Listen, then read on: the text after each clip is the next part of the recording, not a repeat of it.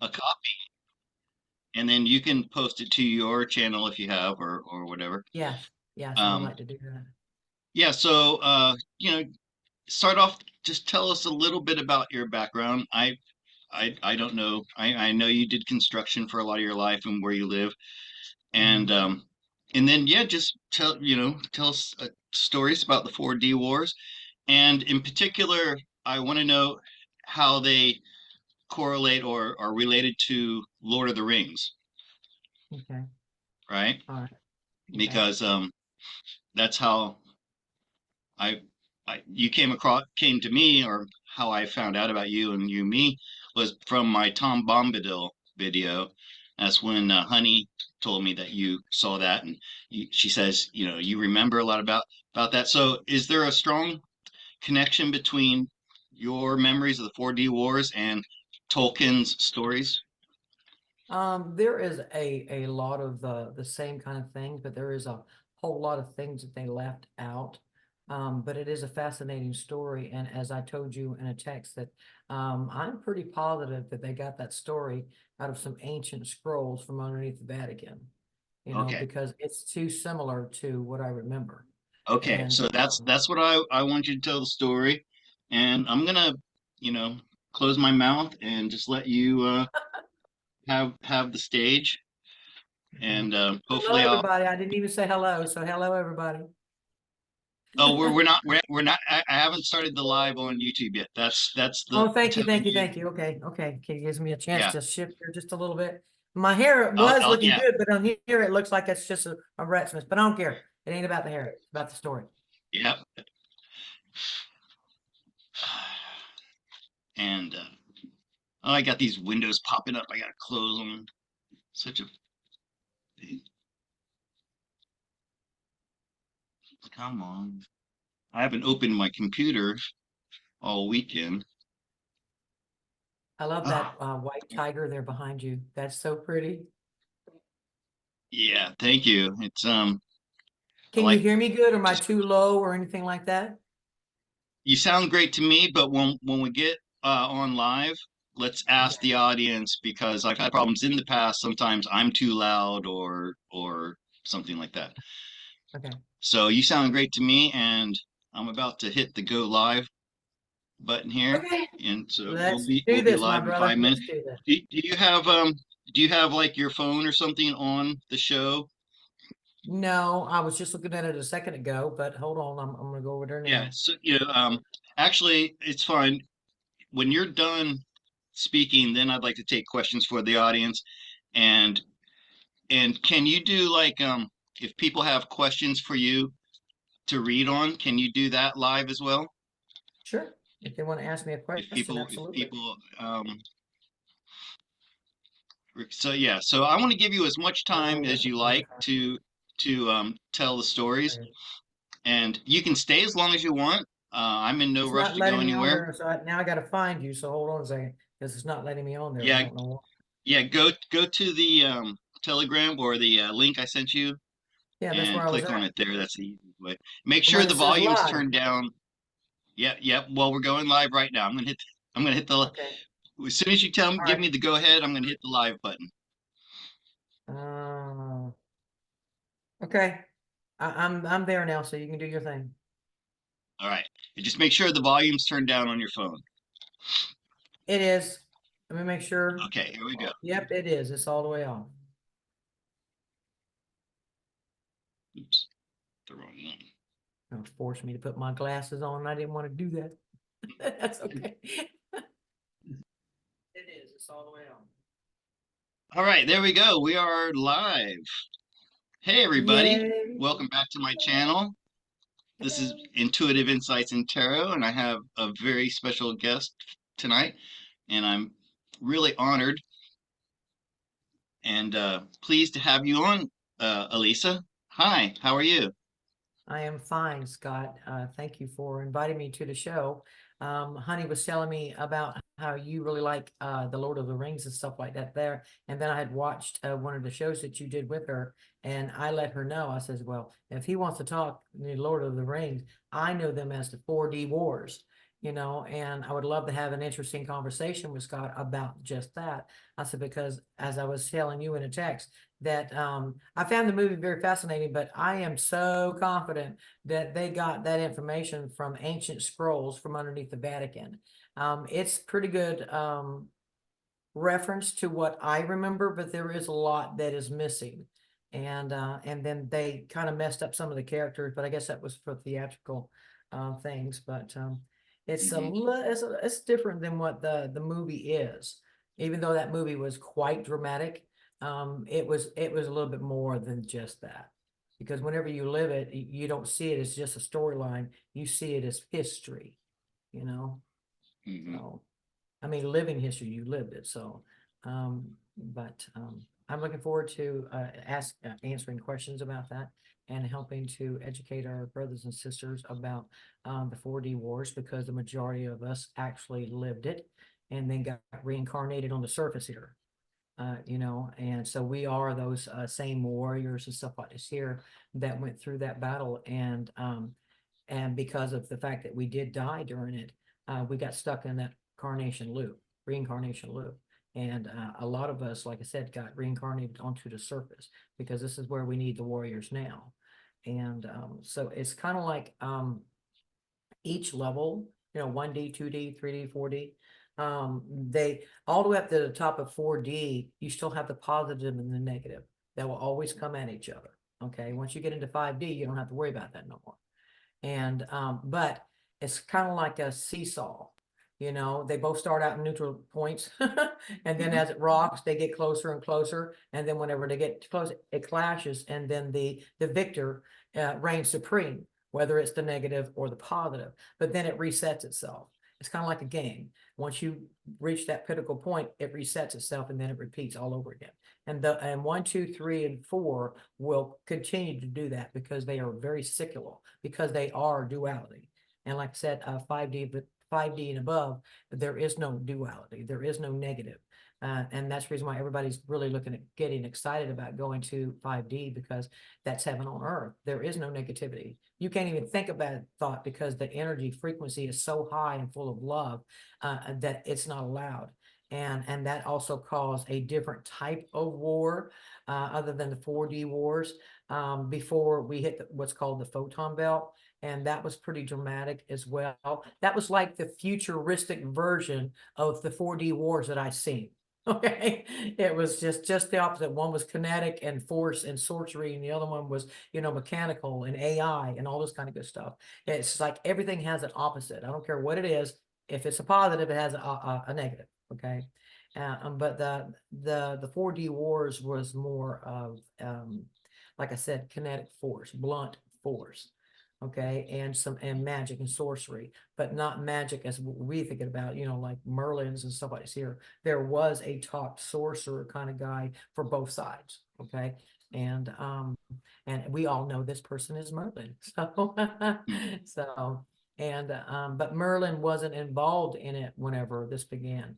I don't know who all knows about the Hollow Earth or Agartha. Okay, Hmm. well, this is where that 4D war took place before they became Agartha. Okay, and because they did win, they got to advance up and maintain that solitude of peace for a long period of time. But it now it's this level up here that's going through that 4D type of war.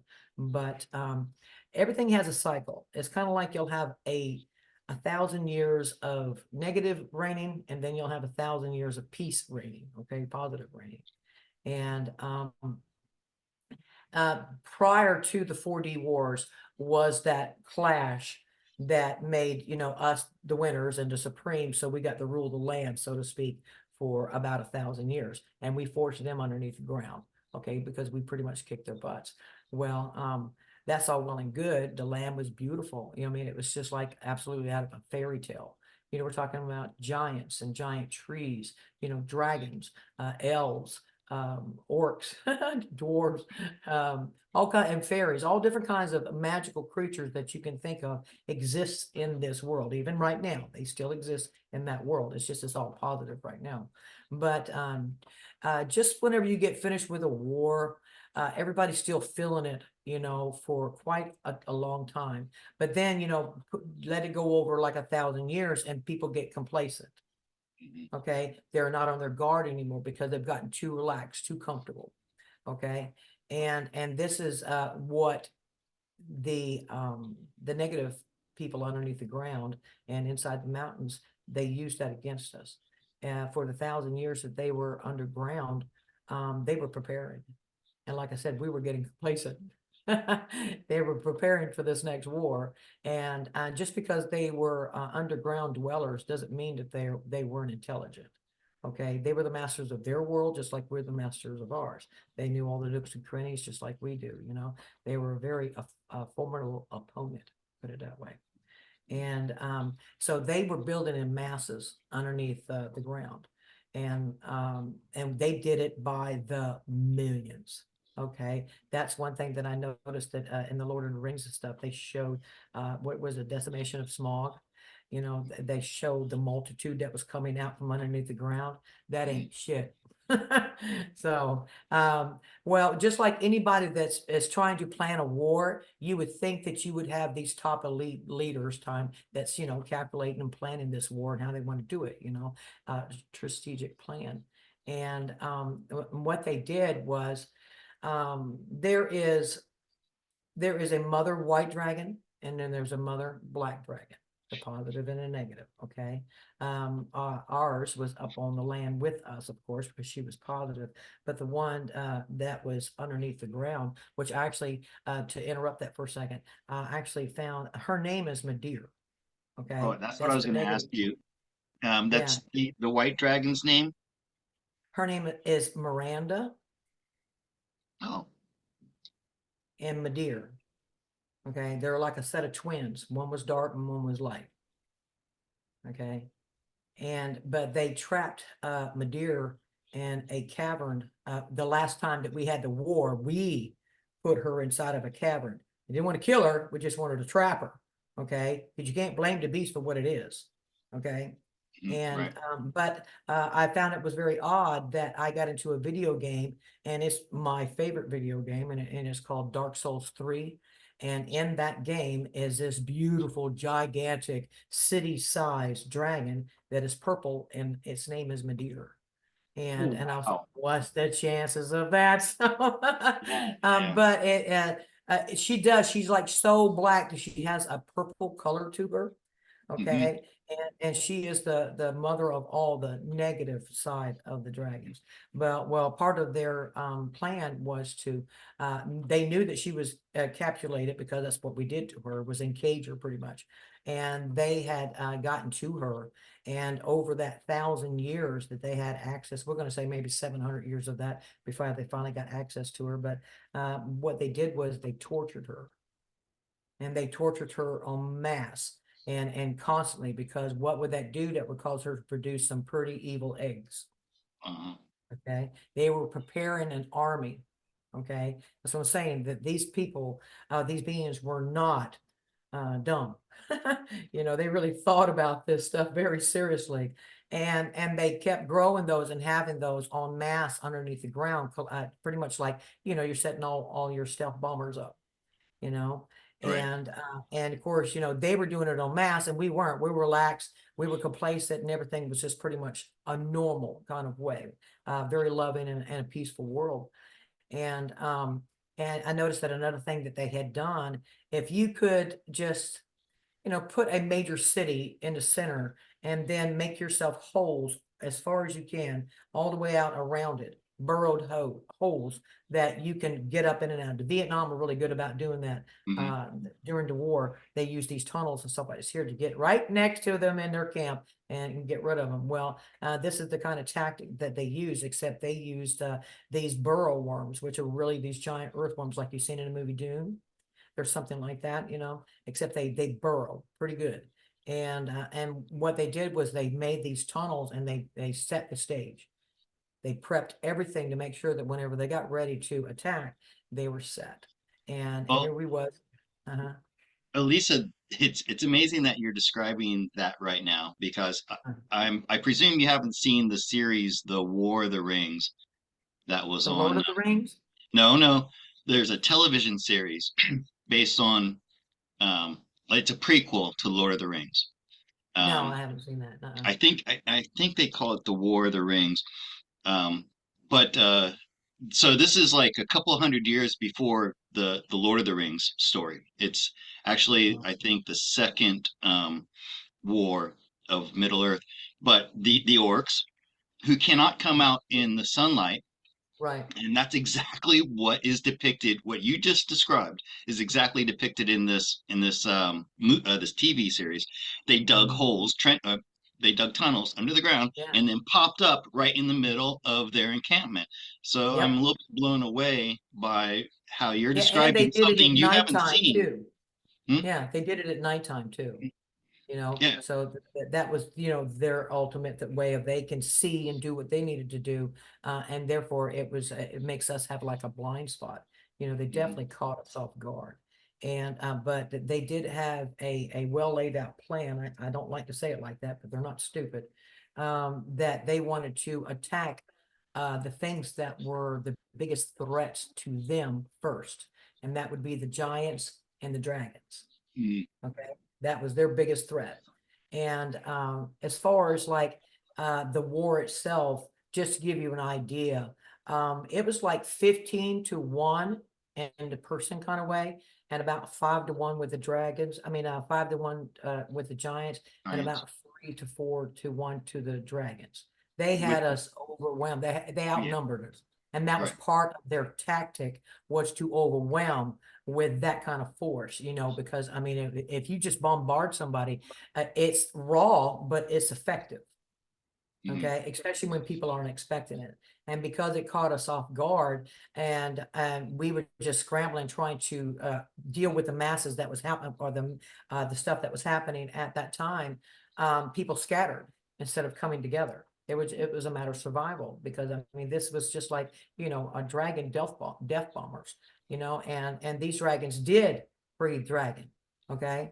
And I do remember that whenever the Mother White Dragon's lair was attacked, they wanted to bring the mountain down and encapsulate her so that she couldn't get out. Okay. And so therefore you had dragons throwing like boulders and all kinds of different things. And their giants were also throwing these here types of boulders to cause this kind of damage. What they wanted to do was cause it to collapse. It's kind of like a giant opening, and they wanted to cause it to collapse on itself so that she couldn't get out, because she was definitely the number one threat, and but it was a massive air wars with dragons and dragon riders.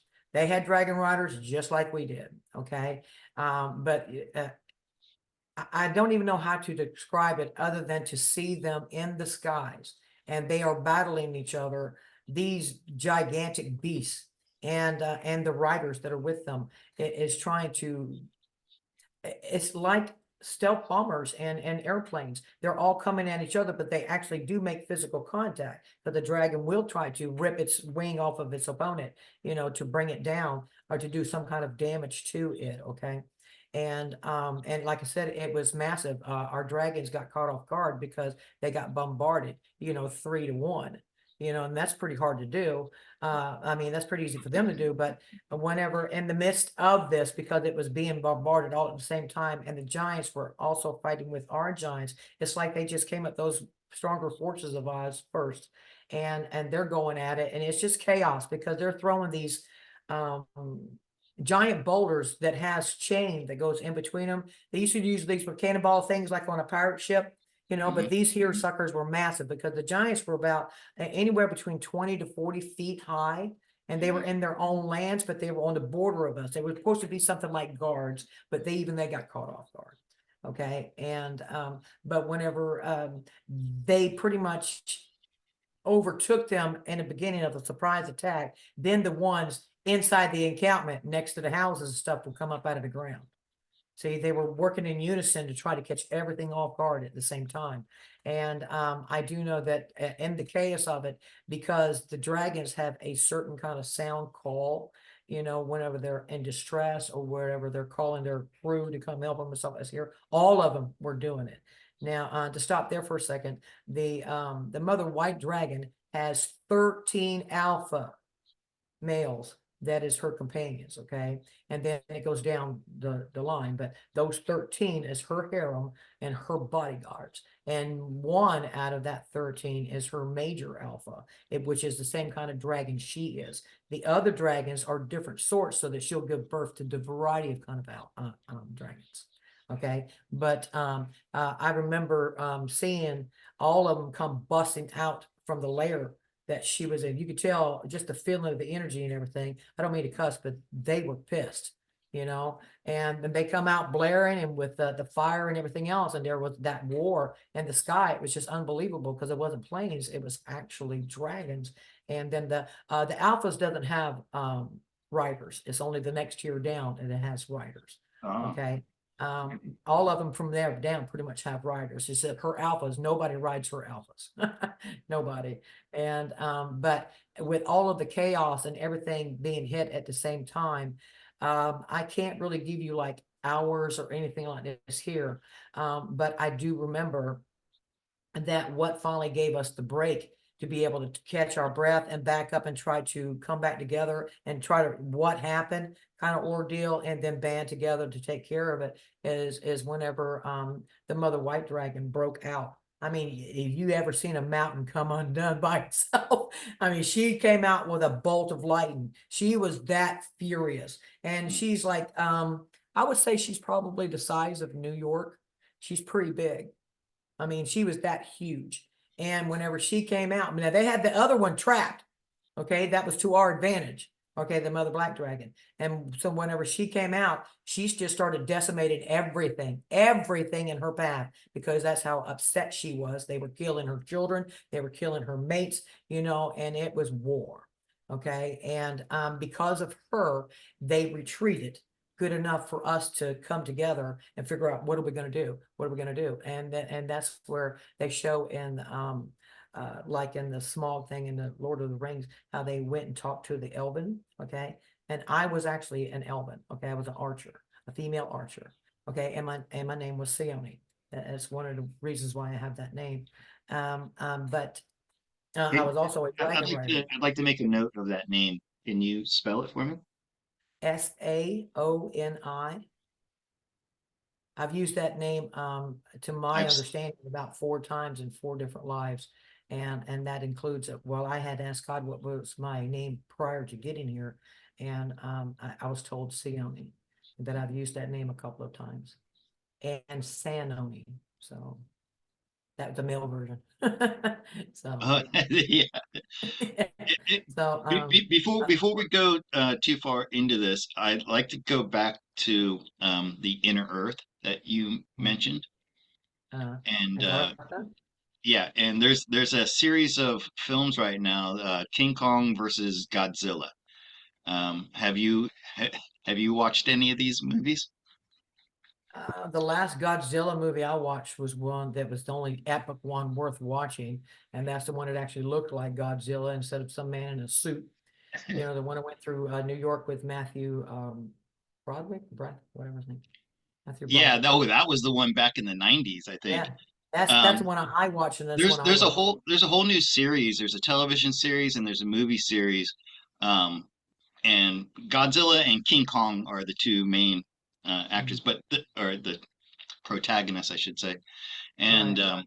in the most recent film, and I was trying to find the name of it. I think it's uh, King Kong X Godzilla. Anyways, um, Uh, they show a description of the inner Earth in that. There's a couple of films and mhm. movies uh, in this genre that show this, Right. and I really felt that we were being shown what it really looks down there. And there's a race of people who live down there, um, Mhm. who are they're like the Atlanteans. What we think of as Atlanteans, they Mhm. have no violence in their society, and they're Right. telepathic. All their communication is telepathic. Yes. But uh, I just think you sat since you love video games and you love fantasy stuff and things like this. I think you would love these films. And um, you liked Godzilla back in the day, right? Oh yeah. Because I mean, you're about my not age, from right? a kid, but just that one with Matthew Broderick in it. I Okay. mean, I thought that was pretty cool, because that's the closest that I got to see something that large going through, New York, other than a dragon. That would be about the size of well, it's her alphas, and then the next tier, that would be about the size of these suckers. So, Uh, real quick, I'll share my screen real quick just to show you okay. as the easiest way. So I get all my films here, but I don't think you can get this in America. It's blocked over there. But it's called Godzilla X Kong: The New Empire, and this is like the second or third film. Oops, sorry. Wait a Stop sharing. minute, isn't that where those two banded together? Yeah, Yes, I yeah. did see that. It, Yes, I did. it, Okay, oh, yeah, I did. okay, and that's the most recent one. There was another one before because King Kong is the guardian of this on the surface, and oh no, I'm Mhm. sorry. Godzilla was the guardian on the surface, and King Kong came from Agartha, and Right. uh, and they're both there to balance out the chaotic. They're called Titans. So all like remember Mothra and well, I guess you didn't watch this, but all those Or giant Skull monsters, Island, all those yeah, giant things skull, on all Skull all, Island. all the Yeah, giant, the big yeah. monsters, they're called Titans, and Mhm, Godzilla and King Kong were meant there to balance them out, to keep them from mhm, destroying mankind. mhm. Anyway, I don't want to, but yeah, check and people if you want to see what the inner earth looks like, it's really cool because you have these mountainscapes that are on the horizon and then you have another horizon that's above it of Mhm, mountains. So anyways, mhm. just check that out. It'll give you a good Well, visual for to let you know whenever we finally settled and tried to regroup ourselves and it. realize what was going on and stuff like this here, is whenever we asked they asked the Elvins for help, and the Elven King was not like this arrogant prick they put him in the movie. Okay, Yeah, he was very Elrond, honorable. he was an arrogant Yeah. prick in the movie. Yeah, he And, was and in the he books. was very honorable. They didn't like war and stuff like this here, but they understood that there were times where you needed to be prepared. It's like, it's better to be a warrior in a garden than a gardener in a war. Okay. And Yeah. they definitely had that mentality to always be prepared just in case. And of course, they also lived very, very, very long times. Some people Mhm. would think that the Elvins are immortal, and it would appear to some that they are, but that no, the longest range would be 1,000 years. Mhm. Okay, but we needed help, and because we got decimated so bad, we needed to call upon friends that could help us. Now, everything that was happening on the surface, Agartha could feel it. Okay, and whenever when they asked the Elven King, I get that a little confused, my Elven King, for his help. And the first thing that he did, he went to Agartha and he asked for help, and Agartha agreed that they would help us because they understood that we got decimated. Now they won't intervene unless it's almost like an extinction kind of event. Okay, if that tells you anything of why they helped us, they nearly wiped us out. Okay, And and who were the beings in Agartha? Were they elves or humans? they're like a very, I would say there's something like an elven, but they're different. That they have different abilities. They're more magic, more sorcery kind of people. They can manifest just by thinking about things because they had already crossed that bridge of that last 4D war that they went through. Okay, and so they were going up the scale of the fours to get to 5D themselves. So they definitely as a master of a lot of things, especially if you can manipulate the inside of the world, and these caverns and all of that kind of world, you have the power to manipulate it on levels that we never could have imagined. So these people were very well advanced. And like I said, they don't take part in a war unless it's pretty much devastation, and then they'll step in. I don't like that aspect, but I can respect it. Okay. But they band together with us, and actually below Agartha is Talos. Okay, a lot of people don't know that. Okay, and Talos? Talos, yeah, Talos. Sounds And that familiar. is, you see, it gets higher just because we're on a third D a third D, 3D surface. It'll go 3, 4, 5, 6 up, right? But then below it does the same thing, 3, 4, Hmm. 5, 6, all the way down to the core. Hmm. And we just happen to be on that band Hmm. of 3 and 4D, right? Hmm. So they went down to Talos, which at the time they were 5D, okay, and said and the reason why they went there is because we needed Merlin's help. Okay, Merlin is a very powerful sorcerer. Okay, and their sorcerer was called Moldorf. A lot of people might have remember that name from I don't know, but it just seems like that's a very familiar name. I've heard that before, and then I remembered that was the name of their bad guy sorcerer was Moldorf. It wasn't just Cyron, all this kind of crap. That's Mm. just illusional Yeah. movie effects. Mm. But um, he was like, I would say he was like a dark version of Gandalf, Hmm. except the cloak was black, the beard was black, the skin was a darker, almost a black color. He looked like, to me, he reminded me of a Sith. So out of Star Wars. So, except he didn't have pale skin, he had dark skin. And and his eyes had a certain shine to them that it looked like something was going across it whenever you looked at it, like it was holographic almost or shining. But he did have regular human eyes from the best that I can remember. But it was like Merlin was just his twin in a white version. All of those old men with beards and stuff look pretty much the same, so to speak. But Merlin was actually in Talos, and he was down there doing his job and the things that he was called there to do. And he actually left there at a request for us. But he did not leave there until he got the message that he needed to be a part of this. Okay, so he was a spiritual person. Okay, and he was given that go ahead by God, his higher self, to actually help him participate in this only because of Moldorf. He knew that we couldn't do this without him. Okay, and we were also very fearful that they were going to release that mother black dragon. If they had released her, that would be more catastrophic happenings going on. Okay, so we were preparing just in case she got released or something like this here. We needed somebody that can take care of that. That's very powerful, like sorcery, not just the giants and the magicians, musicians that we had. You had all different people that could do different kinds of magic, but it was more of a simple form because when you get complacent, you don't use it, you lose it kind of ordeal. Where Merlin, that is what his purpose is. He is a sorcerer.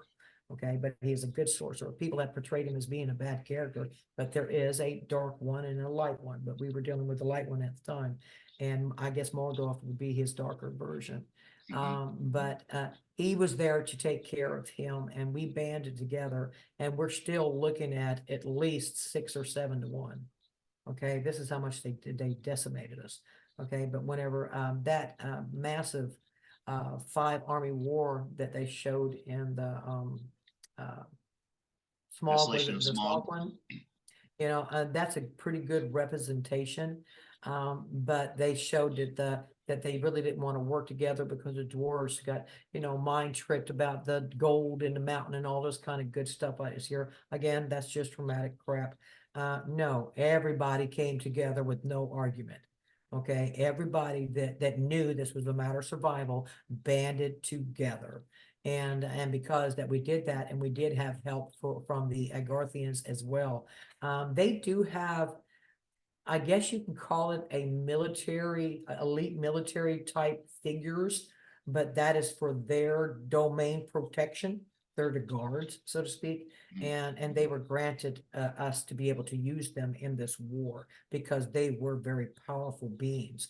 Okay, and not just magical wise, but brute force and kinetic wise. I mean, they pack a punch, in other words. And they probably, I say about 15 feet tall, but we still had some giants that were 20 to 40 foot to, after everything got taken away, we still had a pretty good group of them to deal with because the Mama White Dragon took out a lot of the giants. She was going for big targets so that they can't decimate us anymore. Okay. And like I said, if I could just put this in a movie or get people to picture what it must have looked like, I would definitely have to say that Lord of the Rings is a good interpretation. There is, like I said, they left out the multiple of dragons and the multiple of giants that were involved in this. You know, that the giants would take care and feed the dragons like it was their pets, but they were not pets, they're just beings that's being taken care of. So they had very close relations with the dragons, and how they planned this and hitting our strong points. But at the time, it seemed like a weak point. They wanted to take it out first. Like I said, Lisa, this battle. can I interrupt you real quick because Sure. Robert Bronco is saying he can't hear you. Um, so Okay, is that can you better? adjust your levels I'm gonna see if or I can do just that. Let me see how. Do, do, I do. realize when it's at night late at night and you're in a room all by yourself, it's easy to lower your voice. So maybe you can It's speak up set a bit. on the right thing. Let me see if I can if this thing And allow me to. and I hope I'm not too loud. After being an English No, teacher you're for not. 18 years and I was in drama before that, I'm used to speaking from my diaphragm to the back of the room. And then when I started doing YouTube, everybody told me I was too loud. So, Yeah, it's all maxed out on my side. okay.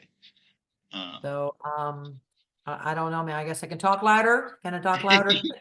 yeah, it Can you feels hear me weird. I now? know when you're in an empty room Uh, and you're speaking out loud like that. But yeah, maybe push those words out a little bit with a little bit more force. Okay, I'm sorry for interrupting you, but I want to make sure No people can worries, hear you. no worries. You know, I understand it. If people can't hear me, because I have a couple of shows that I have seen like that, and I'm like, God, I'm having such a hard time to hear. And I'm thinking, just get closer to the mic if you have to. But I guess that's what I need to do is just get a little bit closer, I reckon. So Uh, there you go. Now, I want to ask you, when did this take place? And yes, I understand that time is not linear and everything's happening all at the same time. But can you give me like an idea, like a chronology of this? You mean when did that war end? Um, so the 4D wars and these events that you're describing, well, first off, did they even happen on what we call Earth today, or was this on another plane entirely? Now, this happened on this Earth, well, on this version of Earth, Hmm. because there's such a vast knowledge of the things that has occurred here. But because Hmm. we do have the history of Agartha, and Talos, Hmm. that is here local. Hmm. Okay. These are the beings that were here and ascended downwards towards the core of Gaia. Because you can either go up and out, you can go in and out. Hmm. It doesn't matter which way you go, you can still go higher. But that was Hmm. their choices to stay down there because, I mean, to them, it just looks like a world. They have light, they have a Right, beautiful river, mountains, and everything else. So, I mean, right. they don't really see that they're underground, in other words. But there is several different races down there, and one particular race is actually a blind race. They've been Hmm. down there so long and they're blind, but they can see in the dark. Like bats.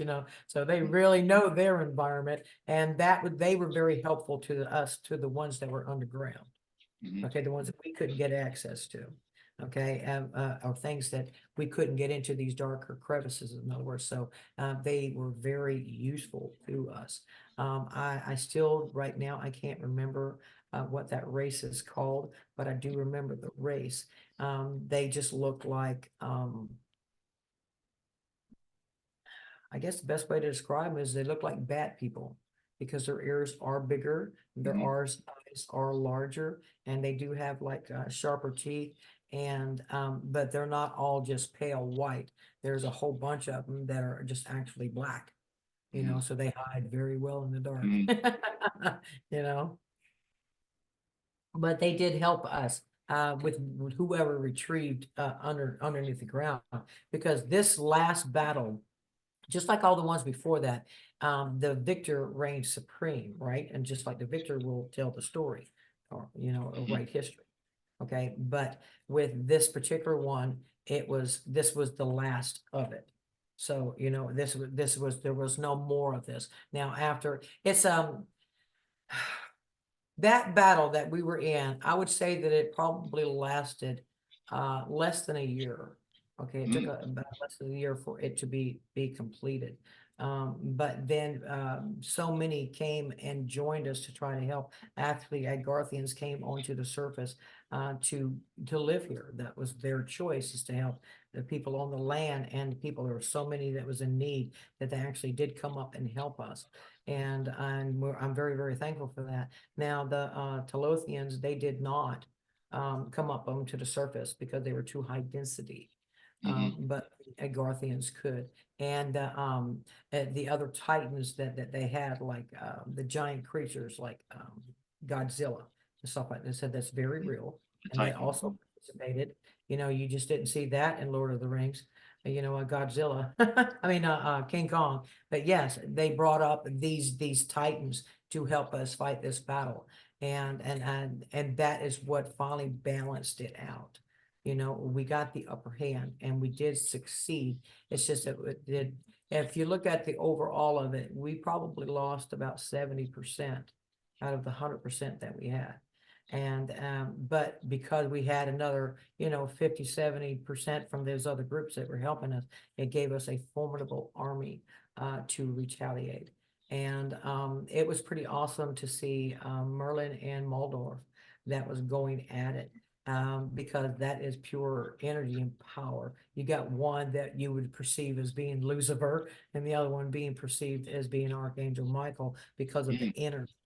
mhm, And but that battle was, I don't even know how to, it was like two glass orbs, because they looked like they were inside of bubbles, mhm, that were clashing because they were repelling each other. mhm, Okay, from the causing each other not to hurt one another. But because of the power that Merlin has, it was kind of like at a certain point, I believe that God stepped in, because Merlin itself, he began to glow. I mean, he began to glow like a light. mhm, And whenever he began to glow like a light is whenever he overcame Maldorf. And he actually put him, um, it's like the ground opened up and it became a well, but it was swirling. Okay, and it was a massive hole that was swollen like a black hole. Okay, and then he got put into that, and as far as I know, he got shot down and through Gaia's core and popped out the other side, where God has it. You know, that's God's doing. He's going to shoot.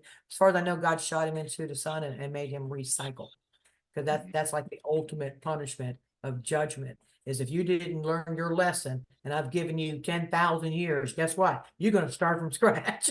So, and that's where a lot of the elites happened to them, with the war that we're going through now, is they were shot into the sun. And there's not just, courts here, there's galactic courts, and those galactic courts is what chooses, there's like only certain bad ones will go there, but the major ones, God takes them and he actually recycles them and puts them through the sun and makes them start back as nothing, then a little bit of something, then dirt, land, trees, planet, person. Okay. It's kind Yeah, of like, it's yeah, like you got yeah, to right. start from all over, Yep. and what it does, it'll clean and purify that soul, and it gives it a brand new start. Now that I don't know how many times God will do this, but I do know that it's everything up to the top of 4D is in a secular motion. They will always come at each other because they are positive and negative, and one will always reign supreme over the other whenever these here pivotal moments come and happen. So it's kind of like once it gets that, the game resets, like I told you before. And now we are at this here. We have been through all of these wars, and if you think about it, my brothers and sisters, we've had our own so-called wars, World War One, World War Two, and stuff like this here. But it all builds up to this final war. Who survived through that one? Who survived through that one? Well, now here we are at this end one, and what we're doing is we're trying to get to 5D. Okay, so the winner of this, the prize is 5D. Not for the bad guys, but for us, because if we hadn't won this, then that whole thing would just start over until we get to this point and we'll learn it again. And if not, then we'll have to do it again. But this time we did it.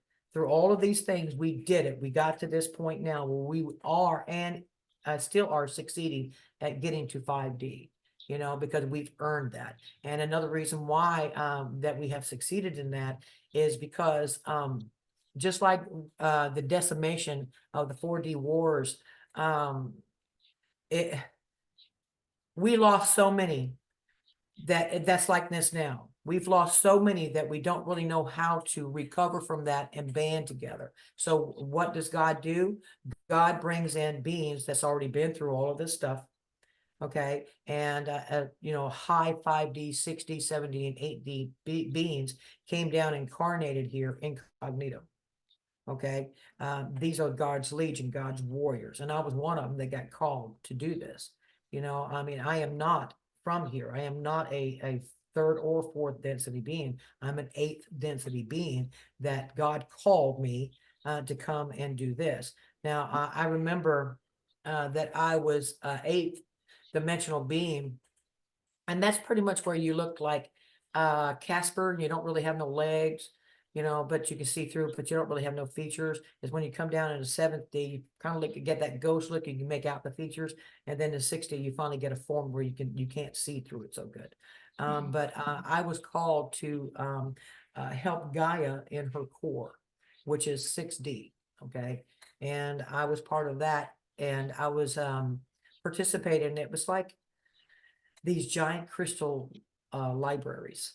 Okay, it's not like our library when we go and we pick up a book and we find out a story. And this particular crystal library, which is unbelievably massive, everything is kept on information on crystals. And if you want to learn about history, or you want to learn about an event or something like this here, you can go into these crystal rooms and you take the crystal, and it's kind of like Superman did. He put the Yeah. crystals into something, Hmm. and then it takes you. You're in that piece of history. You're Hmm. in it. Sure. Like in a holodeck, you're Holographic. watching all of it. Yeah, you're watching all of it. But that's with this here. But the main reason was that we were collectors of this information, and we would put it where it belonged. Okay, so like it's here.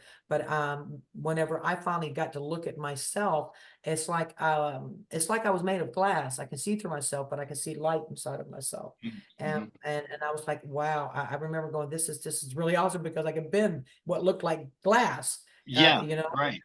and I found that very, very interesting. But as I was looking around now the skies there is this beautiful lighter pink lavender skies, always like that. And there is no shadows. You do not have a shadow there. Okay. And it's No shadow. always lit. There is no darkness or anything like this here. And but I noticed that the other beings there had different color hues to them, like blue, red, Huh. orange, yellow, green, and lavender stuff like this here. And for a while I was like wondering why am I clear looking and everybody else has a color to them. Uh, And then God showed me Gaia showed me that those different colors represent the chakras, her chakras. that's right. Yeah. Okay. Okay.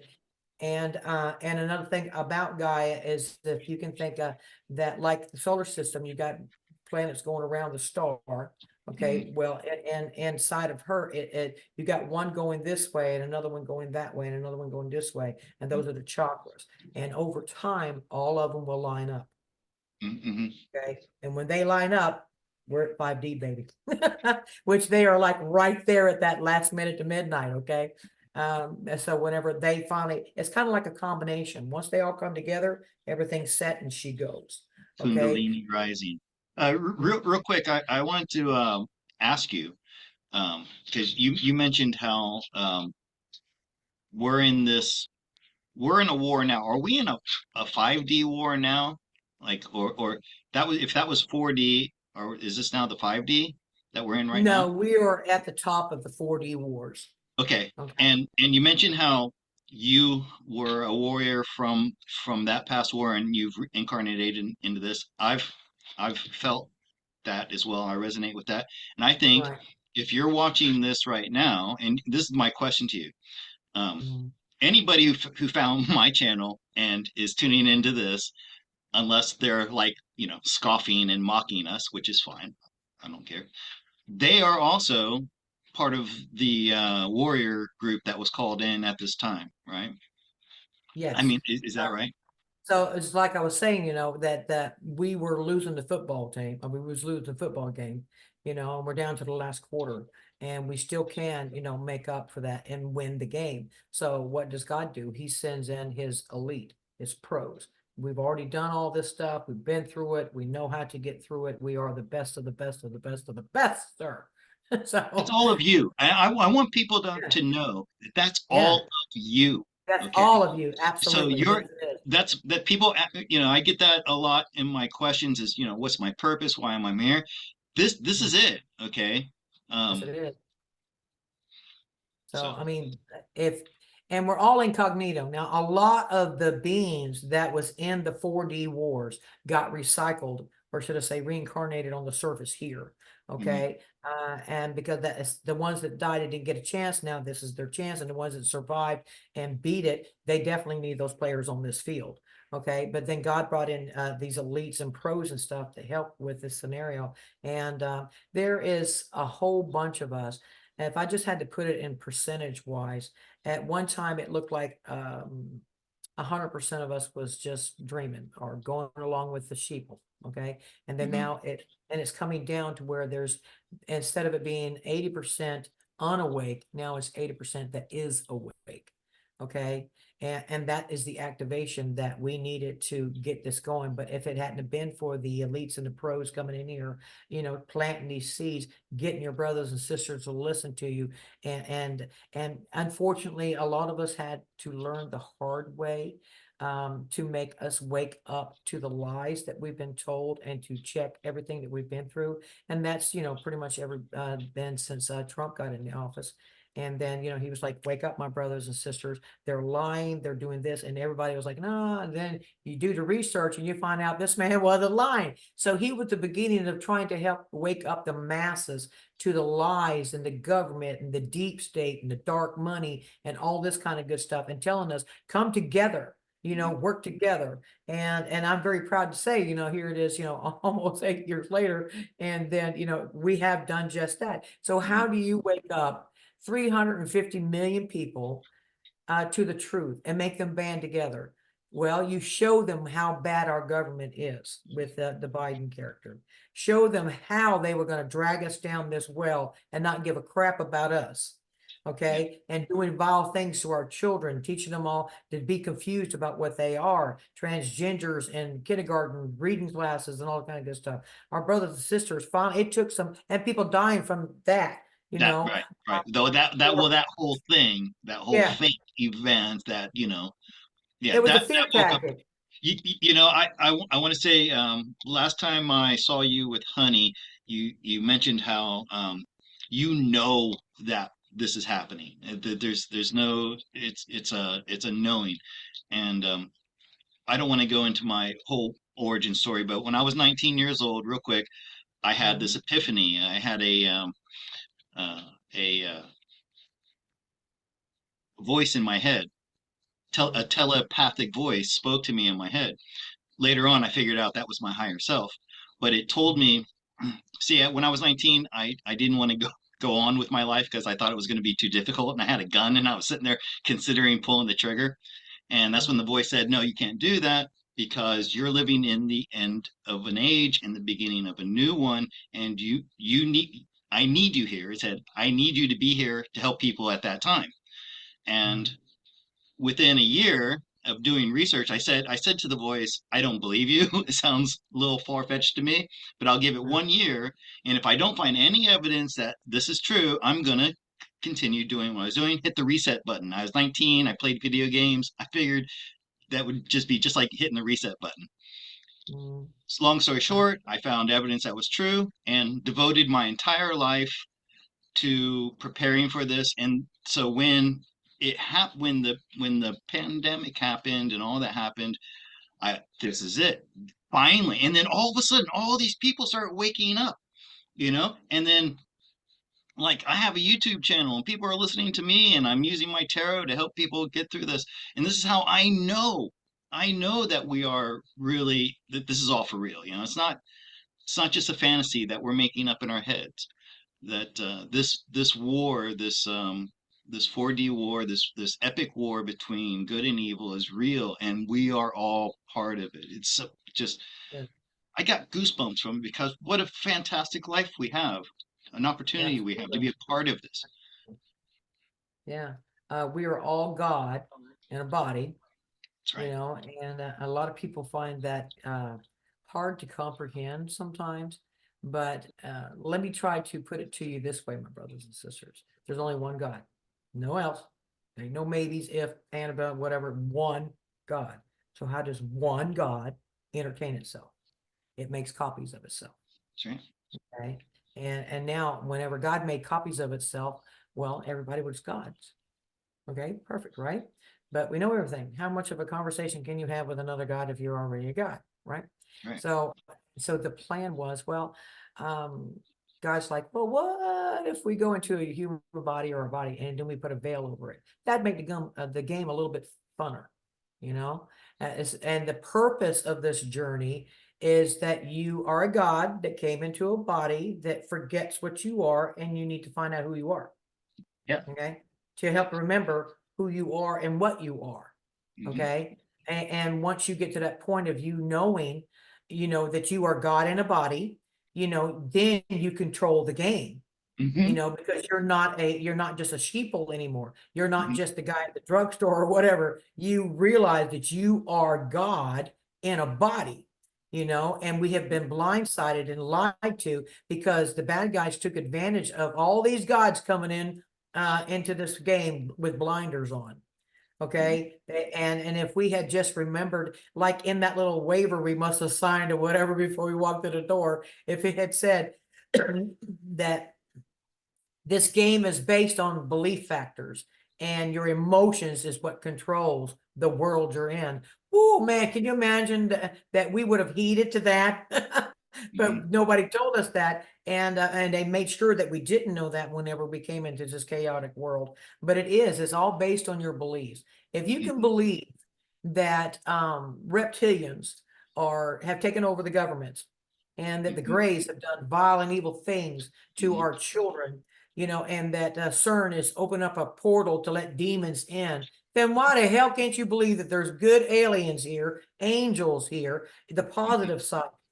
It's trying to, like, the whole thing is trying to keep you focused on the negative. Yes, that's true. It's happened, it's happening, but also the good guys are here, but they're not just coming here. We're already here, and we just need to wake up. And we do have star families that has come in now since the eclipse, and that was a portal. If our energy inside this dome was supposed to raise to a certain point before they can come in, it's kind of like they're coming into a radiation zone or contamination zone. And they couldn't do it because it was too contaminated with negative energy. But Hmm. now we have raised our energy so well that they were allowed to come in through that portal with the eclipse. And my brothers and sisters, they came in by the millions. They Are, came in by the millions. are they So coming as newborn children, or are they coming as no, they came in walk-ins? on ships. No, they came in on Oh, ships. oh, got it. Okay. And they've been outside the dome and around Earth, the real Earth, and trying to fix things and help with keeping the dome safe so that I'm not going to say they're going to keep it from collapsing because it's pretty stable. It's God the one that's going to pop it. We just don't know when that's going to happen. But I do know that whenever we hit the photon belt, we're on a wave like a roller coaster ride. We're going to go up, and it's going to take us 1,000 years to get to the top and 1,000 years to get to the bottom. And once we reach to the tip top of it, that's that 144,000 hertz that everybody's heard about. The 144,000. Well, Hmm. it's not just the people; it's a frequency. Hmm. Okay, and but uh, while we're in the photon belt, uh, there is no time. Okay. There's no time. We've graduated. We popped inside the photon belt, and everybody has a celebration. All the stars above us, behind us, below us, in front of us. Every star is like a massive galactic car wash. Every star has to go through that photon belt. Okay, and that's the graduation. Once you get to the photon belt on this side where the ride is going up, on the other side, the opposite side, it's going down. Okay, Right. and it's kind of like you start outside this one over here, and then you have so much you got to do before you get to the other one. And then it's kind of like you get a summer school and you go into the photon belt, but it's in that Dow spiral. So you're just picking up everything you need for the way out. Right. It's going to prepare you for this one. So Elisa, since you're on the topic of cosmology, I need to ask you about soul. our sun. Uh, So, I mhm, um, Cherie Sanders, if you're listening, this is for you because okay. she's been very interested in the subject. She sees a lot of truther videos that are telling her that there's a fake sun or an artificial sun, and it's there Mhm. for nefarious reasons. So I listened to described to Honey how our sun used to be Saturn, and how the four gas giants were actually our suns, and then Sol came in and captivated everything. Can you give us a recap of that, and then tell us about the sun that we see in our sky today? Why does it look different from a few years ago when it was big and orange? Now it's small and white. I'm going to let you do that. And while you're speaking, I need to step out real quick to let my dog out. Okay. Okay. Okay. Um, well, everybody has got the good understanding that we travel through the galaxy. Okay. And it takes us about 260 million years to make a complete loop. Okay. But as we are going around, oh, there you are. So, My but dog. That's why my camera was bouncing around. My dog's having a fit. So go ahead. so whenever we are traveling through, we also start on the outer skirts of the galaxy and we spiral inwards. Okay, that's what every star is doing. I don't care what it is. It's heading home. Okay, back to the center. Okay, but as we are riding, like a star, it's like a bullet. It's a plasma comet. Hmm. Okay, and it's not just running straight through, nor is it going through like this flat. It's not, it's on its side. And the stars are going, our planets are going around it like this here, because Yep. that way it's inside of a bubble and it has bow shock. And that bow shock is what keeps the planets within that little tiny realm around the sun. And it pretty much is a protection bubble. But while it's traveling forwards, it's not going on a straight line. It's actually a spiral. Hmm. It's a spiral. All the stars do it to a different degree. Hmm. And while it's going up, you're in the positive. When it's down, you're in the negative. When it's up in the positive, it's down in the negative. And whenever we hit the photon belt is whenever we're doing the upper spiral. Hmm. Okay. And but this is where everybody that came in here incognito gets to go home. Okay, they only came here to do a mission. They have other worlds and families and everything else that they gave up whenever God called them. I remember being called, and so we were talking about something else, the solar system. I don't want to forget about that, but I can remember whenever I got called. All of you, I remember when all of you got called. Okay, I'm gonna leave it like Hmm. that. Um, I was um, I was 27 years old, and I was going to the bathroom in the middle of the night, and as I'm going through my bathroom, you have to pass the mirror over to sink. And as I passed it, something caught my eye that made me turn around and look in that mirror. And whenever I looked in that mirror, I was just like this perfect version of myself. You know, I was already young. I already thought I was beautiful, but this was on another level. On a bigger level. And I'm just mesmerized by what I'm seeing. And I'm looking at my hands and stuff, just mesmerized. And I looked down on the sink and I seen that there was this golden ticket. And then now I'm in a hurry. I got to go somewhere. I'm going somewhere. I don't know where I'm going, but I'm in a hurry. And as soon as I grabbed that ticket, I was gone. And I was in this place that had no ceilings and no walls, but the floor looked like it was a mist. And just as far as I could see in every direction, it was oceans of beings, not just human looking, but beings of all kinds. And I mean, I even remember just kind of coming up above the crowd to the best that I can. And again, it was just mind blowing. They were just as far as the eye can see, like an ocean of them. And we're all looking at each other. We all know each other. And then all of a sudden we hear this trumpet sound. And there was three of them. And it was like deep. I mean, it was so deep. It was amazing that we weren't just fractured from the vibration of it. But that on that third one, this light came into place, and whenever it came into place, everybody dropped to their knees. Everybody, no exception. And that's whenever we were told that we were called. And that's whenever I got switched back here. And I didn't understand, called for what? Called for what? And it took me a while to figure it all out and to remember what happened after that moment whenever we were all told we were called there. Mhm. And that was because of this here. Gaia cried out for help, and it shot across the universe, not just the galaxy. It shot out across the universe, and people heard her. So the majority of the beings that are here and incognito are out of the galaxy. Whenever I got back into letting everybody know the information about the Medbeds humanitarian project, stuff like this here, God was telling me that he wanted me to get out there and be able to answer these questions for my brothers and sisters, but he was bringing them to me so that I could answer their questions about the star families and where they come from and blah, blah, blah. And so God swished me out and I got to see the galaxy, and off to the side is Andromeda. Mhm. Okay. And all of a sudden, all these stars started coming towards me, shooting at me, coming towards me. And I'm wondering, what is this? And God said, that's all the different races of your brothers and sisters that came here to help. And I was Mhm. like,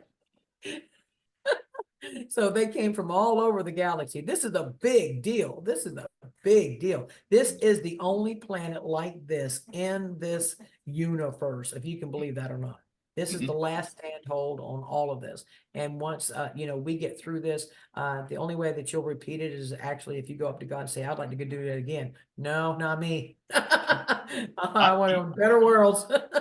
I have this vision of when I was called. I don't know if this is something I made up on my imagination, but I believe that this is really what happened. I was in that vast array of people like you were talking about, but uh, I didn't really want to be here. And when God asked for volunteers, I jokingly put up my hand because I'd done it before. And I felt like I had graduated. I didn't have to do it anymore. Put up my hand and I said, I'll do it. And before I could say I'm only joking, I was conceived. So, Yeah, you yeah, know, and then when I, threatened to take myself out, my higher yeah, self's like, no, you volunteered for this. You got to stick it out. right. And and I do enjoy everything that you're saying here, but I want to go back to the sun, and Okay. this is like I Yeah, said once again for Shuri. right. And All right.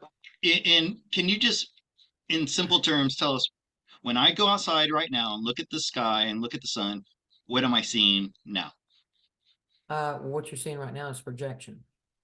This is that was what I told her. Okay, but go ahead and It is because we're still inside the dome, but the dome used to have an ice covering on it, which was hmm a perfect white theater screen, if you want to call hmm it that. hmm But that they have been projecting this holographic illusion to us, and to getting us to buy that. But before I get back to that, I want to answer her question. As our star was traveling through the galaxy, it came across what we know now is Saturn, Jupiter, Uranus, and Neptune. They were the four gas giants that are in our four system. brown dwarves. Yeah, at the Yeah, time they were four brown dwarves, but now we know them as gas giants. right. Okay, all stars are males and all planets are females, and then the Oh, male fertilizes her with his light and everything else. She gives birth to everything on that planet. Okay, but the sun can do that.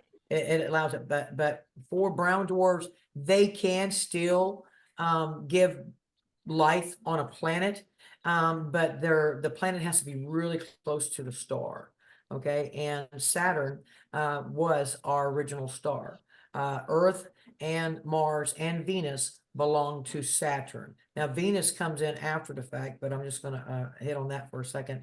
hmm Um, Earth and Venus belong to Saturn, and it didn't have the rings, but these brown dwarfs, their hue or their bubble that they set in was purple. hmm Okay, so and Earth used to have these purple dawns. It was a continuous purple dawn. There was no night. It was only just purplish color always. And in other words, and we couldn't see outside to the universe. We didn't see no stars or nothing because it was such a thick hue, a purple cloud kind of like thing. But as Sol is traveling through here, he comes really close to these four brown dwarfs, and uh, and whenever two stars come together, if one's more powerful than the other, it'll suck the energy off of it. Hmm. Okay. So whenever it got to, we're just going to say that we're going to put Uranus up front and then Saturn, Jupiter, and Neptune. Okay. And we're going to hit Uranus with a cue ball. That's the first one that's going to get hit. Hmm. Now, whenever these stars start getting interrupted, they'll come out, the two come out, they come in, and then the other one, two out and come in. This was synchronicity. Okay, that's how Hmm. these four can dwell within the same realm because they all have the same energy, even though their compositions might be a little bit different. Their energy is the same, so where they can function around each other. Okay, and Saturn did have Earth and Venus, and there was another one that had one that was called Tiamat.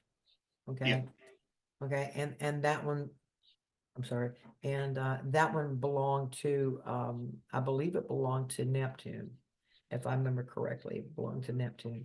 And because Neptune got so destroyed that it pretty much turned into a gas water world. Hmm. But Uranus is in the front, and whenever two stars get together, they will actually arc off of each other. Hmm. Okay, because it's a battle. Okay, and it's a matter of survival. Well, Saul was definitely the strong alpha in this here scenario, and because the charge is kind of like two bulls coming toward each other, and they get more energy the closer they get. Okay, Hmm. and the energy got so powerful that that first galactic bolt, Hmm. of lightning comes out and hits Neptune like a cue ball, and then Hmm. just shatters them. Everything gets disrupted and shattered. And then there is chaos. It's like a pool table kind of thing on there, but it rips the atmospheres off of these brown dwarfs because it's sucking it off of them. And then Earth and Venus gets ripped away from Saturn in the process of this and gets shot across the solar system. Okay, now Sol, this our star, our true star now, is no different than any alpha male out in the wilderness. He wants those females. Okay, and so he brings those females to him, Venus and Mars. And because Saturn was getting electrocuted, electric shock therapy constantly, Hmm. it'll cause a planet to spin so fast that a piece of it pops off. And that's where Venus came from. It's pretty Hmm. much like Saturn shit Venus because of Hmm. electric shock therapy. Okay. But she gets shot in the opposite direction of this whirlpool that we're Hmm. going on. And because she gets shot in the opposite direction, over time it slows and drags her down until eventually she starts going in the right direction. But she also spins backwards. Hmm. Okay, she spins just like our true Earth, she spins backwards. Okay, Hmm. she's not spinning, the way they're telling us because the way they're showing us is that she's rotating counterclockwise, and we're not supposed to be rotating counterclockwise. We're supposed to be rotating clockwise. Hmm. Okay, so and that's another illusion that they messed us up on that there. But Venus eventually settled, and she still has a comet tail to this day. Because she was literally shot across the solar system. But Saul grabbed Earth and Venus because those are his mates now. They're females. So, of course, he wants them. So, he brought them into his bosom. If y'all have heard that phrase before, he brought them into his bosom. And then pretty much he kept the devastation off of those two because they're very valuable. They're females. So all the other chaos that was going on, his focus was to bring those ladies to himself because that's his heritage. You get it? That's his way of having life. And but the chaoticness of all the planets, they settled down, but because of all of that energy that got drawn off them and put into Saul, he was like sucking off of it with a straw. They turned into gas giants. Now they're still males, but they're considered shepherds. Okay. And they, as you can see, they have a lot of moons and stuff that are around them. They're shepherds. There is life that can happen on these here planets to a certain degree, but Saul is the alpha. He's the one Hmm. that says what can and cannot exist and so forth. And but all of this was setting a stage. Our star has a twin star. It is called Nemesis, and it is also a brown dwarf. But well, let me see if I can give you a reference. I don't even know what I did with that other thing. Anyway, I thought I had it. Oh, Real I quick, got it. a lot of what you're describing right now, I've heard before. It's called the Electric Universe. Like the universe, There's yes. a guy named Eric Dollard who Yep. Yeah. described a lot of what you're talking about, and he comes from a very left-brained scientific point of view, even though, most of science doesn't agree with him. But then again, Right. most of science is full of shit. So, Well, just to give comparison, if y'all can see this, this would be our Sol, and this would be Nibiru. oh, Okay, if y'all see the size difference. Okay, hmm just like this is our sun and this is Nibiru. I hmm mean Nemesis. Okay, even though they're different sizes, they have the same energy. hmm They're just as powerful. Okay, otherwise they would cancel each other out. hmm Okay, so whenever this stuff whenever Nemesis is in a 3,600 year orbit, okay, and whenever it was going out away from our star is whenever this star comes across the four brown dwarfs, and by the time Nemesis and Nibiru comes back around, oh, there's Earth. Where'd that come from? Kind of ordeal because hmm they had no idea that it was happening because they were so far out. So whenever they came in and discovered that there was planets here now and these gas giants, that made them very, very curious. And then they realized that this star had come across. That must have been what happened while they was on that 3,600 year orbit. So hmm now they, with the discovery of Earth and Mars, just like any explorer, they want to dominate it. They want to, explore it and take Are you control of speaking it. of the Anunnaki I'm now? speaking of the Anunnaki. Yes, I am. Yes, I am. So, and the Anunnaki has 5 planets in their solar system, you know, um, and only 2 of them are habitable. So in other words, they have 3 gas giants, and they have a rocky planet, which is pretty much just used for mineral purposes. hmm And then they have Nibiru, which is it's a clouded world, and you can see the light coming through the clouds from what is below it, but it's pretty much a shrouded world.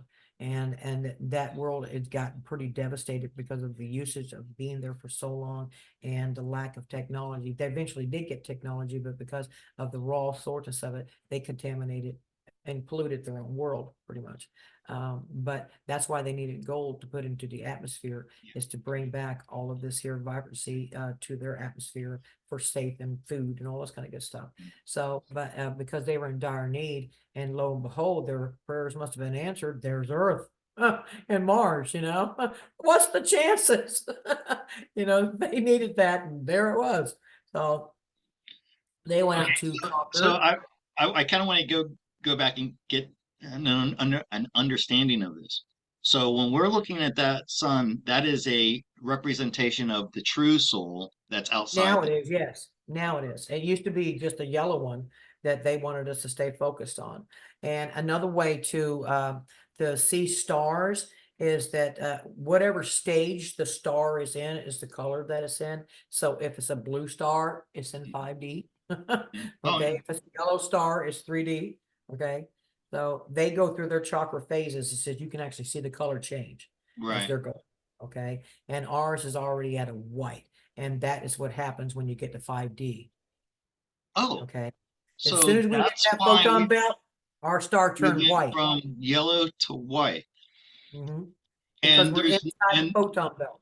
and there's nothing nefarious going on with our star now. I mean, I have to tell you that I believe, and you can correct me if I'm wrong or agree. We're getting information from our star in the form of light that's upgrading our DNA. Uh, Yes. and guys, we're transitioning into crystalline bodies, which I've been had a hard time wrapping my mind around, but I'm Mhm. starting to get it.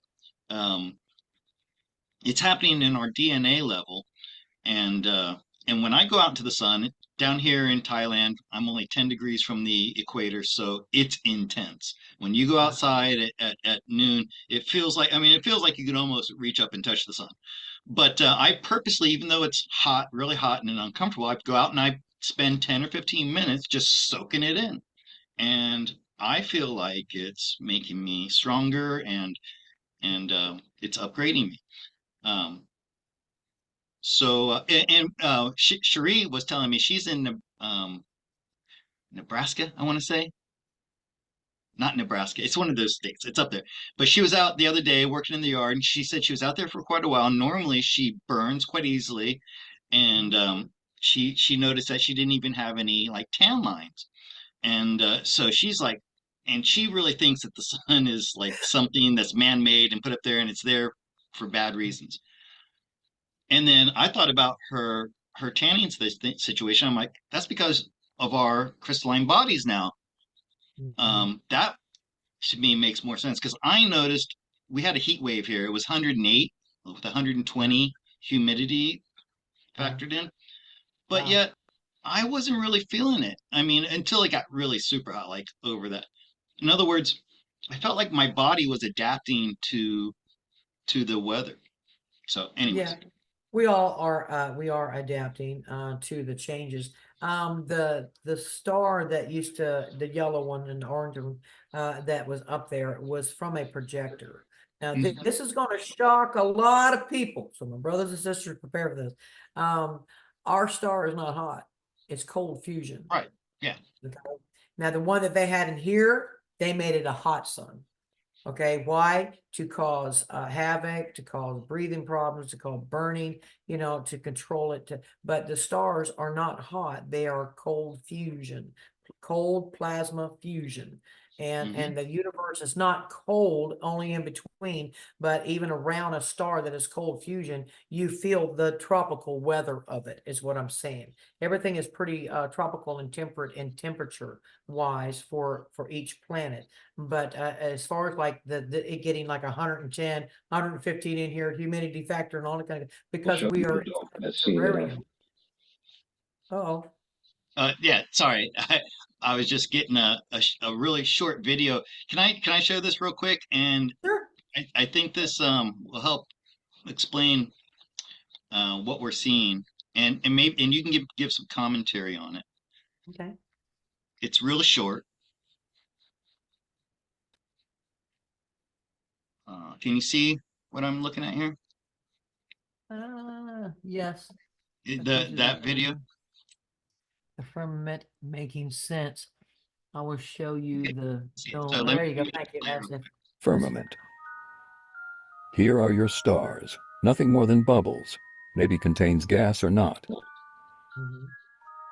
But only thing is an external light or a torch. There you have on your left the sun, and there you have on your right the moon. Very clearly you can see the yellow sun with daylight and white like in the night. If I turn it in correct angle, there you have your day and night. Do you see it? If I want to make an eclipse, I only have to put the light in a determined way, and the two will combine. Boom! Eclipses. All right, this is a simple way so you can understand how I see the firmament. Now you can come up with your excuses. Okay. So I'm not Uh, saying that's exactly the that's pretty cool. That was pretty cool. that Yeah. that is, and so when we look at the sky and we see the sun, we're not. It's not a physical object there. It's like you said. It's a projection of the actual sun that's on outside the globe. But Right. there's nothing to worry about. It's not doing anything bad to us.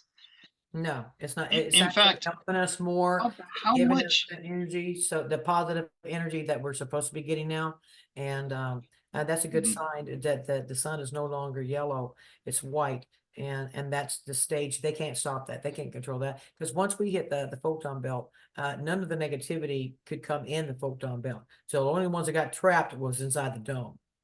Okay, and those are the ones that was trying to still control everything. But now that the white hats and good beings and stuff like this here has taken back control of it, they still project that sky because that would be true traumatic for us to experience. right. And they still project the moon because we are very used to that as well, even though we know that's not real. But have you ever seen the guys that does or takes pictures of the sun? They'll have like a V type shape thing and they'll look through one side, the light comes in and it bounces off and it gives them the reflection Yeah. hmm of the sun. That's pretty much how Okay. they're doing the A real solar sun for solar us. telescope. It is reflecting into something and then bouncing in here to us so that we Right. can get that real light of the sun. Okay, Right. but because we are in a giant terrarium, so to speak, we are Mhm. going to have heat.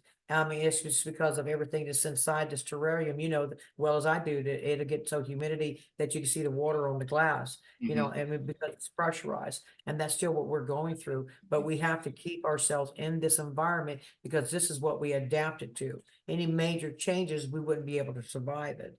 So they're just going with the flow and keeping us pretty much where we are, but they're showing us truth, you know, and I wish they could make it cooler for us. I do.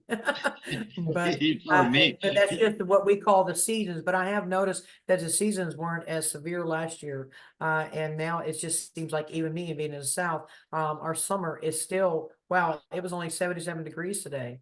I was Mhm. just shocked. I was like, well, this is fantastic. But they're taking back control of everything and keeping them from using the harp thing, but Mhm. also Gaia herself Mhm. is having a lot of things. She's fixing herself because she's no longer a prisoner. Mhm. Or should I say she's a teenager to finally realize she can pop that zit on her Mhm. head, so to speak. But all of these changes are coming and happening. And like I said, we are catapulting so fast. Time is moving a lot faster It is. now.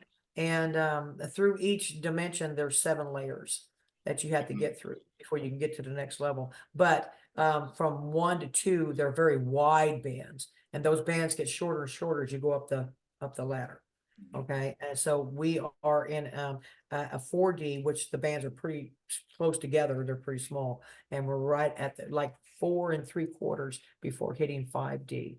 We can see the light at the end of the tunnel, Mhm. and our brothers and sisters are waking up in masses all over the world. You know, they're protesting. They're not taking this crap no more. They're taking a stand, and they're saying new governments all over, not just us. But it seems like the whole world is focusing on us and what's going to happen with ours. I guess because it's always looked to the power of the world, as they called it. America is the power of the world, and want to see our reaction of it. But Mhm. they still took a stand in their countries, and you know, and everything else. And I'm really pleased to see that these here leaders have been either replaced, fired, shot, killed, assassinated, whatever. Yeah. But I mean, we even have, you know, good old Biden in there, and everybody knows that's not Biden. Everybody knows that's not the same man. So, but Hey, can I like I can said, I just can I just say to the YouTube censors that are watching, this is all just make believe stuff. You know, this is for entertainment this is for purposes only. thank you. It's for entertainment purposes only. So don't That's take right. anything that we say here too seriously. That's YouTube right. and you 3D people out there. That's Um, right. And use just your want to own put that wisdom and little discernment. disclaimer out there to try to keep myself safe. I'm not worried. I don't think I'm going to get any strikes for what you're saying, but I just want to put that out there. Um, there was something I wanted had on my mind just a moment ago, but it slipped. That's okay. Well, I do know that a lot of our star families are here now because they came through the portal with the eclipse, Uh-huh. and they were helping us the best that they could outside the dome. But now that our frequency is high enough, they can actually come in. And if anybody's familiar with Tartaria, that's where all these ships are parked. Okay, so to Where speak, where? Tartaria. That's outside the first ice wall. That's right. Yeah, Okay, right. Gotcha. So that's and where they are. yeah, and that ice wall is gone too, my brothers and sisters. It's been gone for almost a year, and now the Yeah, second that's right. rain one is coming down. The last time I got to see it, it was about a third of the way down. So they're doing an excellent job on bringing that down too, because we have total control back now. But yeah, all of these ships are on the other side of that second ice Okay. wall and in Tartaria.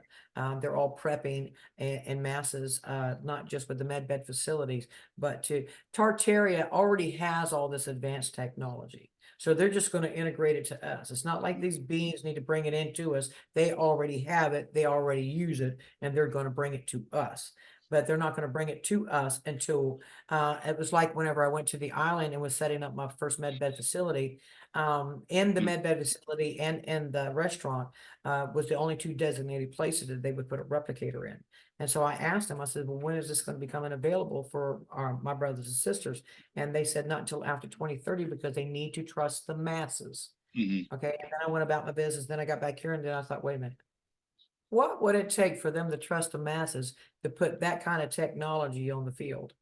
Okay, and to me, it makes sense that we would have to be awake for one and out of the med beds. Because anybody that comes out of those med beds, they're conscious awake, they remember everything perfectly, and they're not going to use it for nefarious reasons. And so therefore, they're not going to put it on the playing field as long as it could be used or abused by a bad character. So we would definitely have to wait until after 2030 before we have access to that. But that gave me a big clue that we will already be out of the med beds if they are calling us a trusted masses. You know, what would make them do that? And so that makes a lot of Let me sense. just let my viewers know that if you'd like to hear more about the story that Alisa is talking about right now, it's on Honey C's channel, the interview Mhm. that you last one you did about 2 weeks ago. So you can hear all about that there. And I remembered what I wanted to say real quick. And here again, I want you to correct me if I'm getting it wrong. So you've kind of mixed two cosmologies. One is Mhm. stars and planets in space, and the other is the dome. And about in 2015, I got into the flat Earth thing, and at first I was very, like it's all flat. That's all there is to it. It's just this flat plane. And now I've gotten to a point of understanding that it's both flat and round at the same It's time. this. It's Oh, this. right. And with the dome on it, yeah.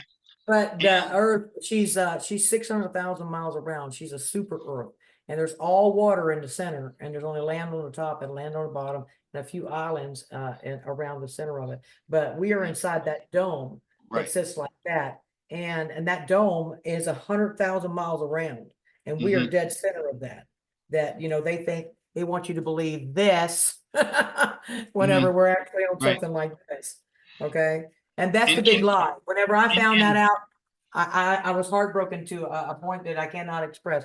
It was like, this is why? the big everybody's been talking about Yeah. because And it's the massive. and can I show you something real quick? Sure. Uh, this coming right up here. Hold on. Okay. This is a dodecahedron.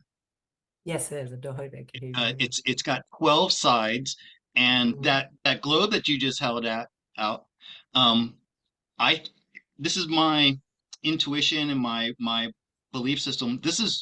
That globe actually has 12 sides on it, like this, and each one has its own world. Does that resonate with you, or does that sound like I'm on the right track there with that idea? Uh, well, I'm not quite sure I understand what you're saying. Is it So so you so telling me? the globe that you just that big world you have, uh, it's actually got 12 flat sides. Yes, yeah, if you look at it in a geometrical shape, yes. Uh-huh. Okay, but you Um, also have the Merkaba in that as well. Okay, yeah, and right. And that's right. all the excuse Mhm. me. Am I sharing my screen yet? No, you're good. You're Yeah, good. I'm trying to But all planets have their own geometric shape. yeah, this. Yes, yes. And those little nodules on there would be like the grid points. Right.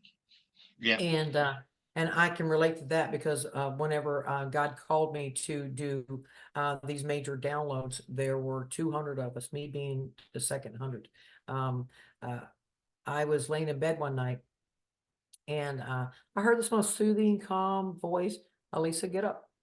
And for some reason, I just complied. As soon as I stood up, I had this light hit me and it came through the top of my head and it went all the way down through me. And I'm watching it and I can actually see that it's going down to Gaia's core. hmm Okay. And whenever it made connection to Gaia's core, she rebounded with another line coming up. So I had a light coming down and a light that was going up, just like the Sierra. And then I realized they're talking to each other. They're communicating, and the light just kept getting bigger and wider until I was consumed inside this light, and my entire body was vibrating, and it was so blissful, so joyful. I don't even know how to explain it. It was like the greatest thing I've ever felt, and but it's kind of like they were talking to each other and passing on information and everything else. And then as it started to die down, I could see and realize that I was above the grid inside the dome with another 199 brothers and sisters just like myself. We were all nodes. We were all bringing in this information. And with all of that happened to me, it happened to me 9 times over 2 years. And I think that what happened is that a lot of it got left in me. It gave me the history of the Earth, the solar system, the Anunnaki, and all of these different histories that goes along with it. It stayed in me. So that God was preparing me to be able to tell these stories, and also remembering past lives and stuff like this here. But I do think that it was a massive, massive download, and but it was totally blissful. I can't say that there was anything other than it was a surprise that it happened. But after I got back here, as soon as I came back here, I did go to my knees, but it wasn't like a painful kind of thing. It was just like a relaxed. And then it was like, wow, I can't. And then I was like, what was that? What happened to me? And then God let me know that I was a node. That I agreed to come here and be a node amongst with those other 199 to bring in that information in the dome. Okay, it's easy to do outside of it, but inside the dome, it was very, very difficult. And so therefore he brought us those ones that can be his information lines, so to speak. And she, like I said, she got to speak back. And I'm telling you, Roberta says, and when I got to sitting and thinking about it, I wept because that was a romance that I've never heard about, ever felt, ever experienced, or on a magnitude of love, like a long lost lover or a long lost partner in dire need, and then there you finally get to communicate with them, and that's the only way that I can describe it. But it was so romantic in its own way because it was love, it was pure love, and it definitely brought out a little bit of feminine to me. So, and I think that's good because the feminine energy is coming back. But I do think that whenever those incidents happened to me, it left a lot of residue behind that God meant to leave with me so that I can share it with my brothers and sisters. Now, the 4D worlds, the 4D wars, I still have moments that I weep. Because I had a dragon.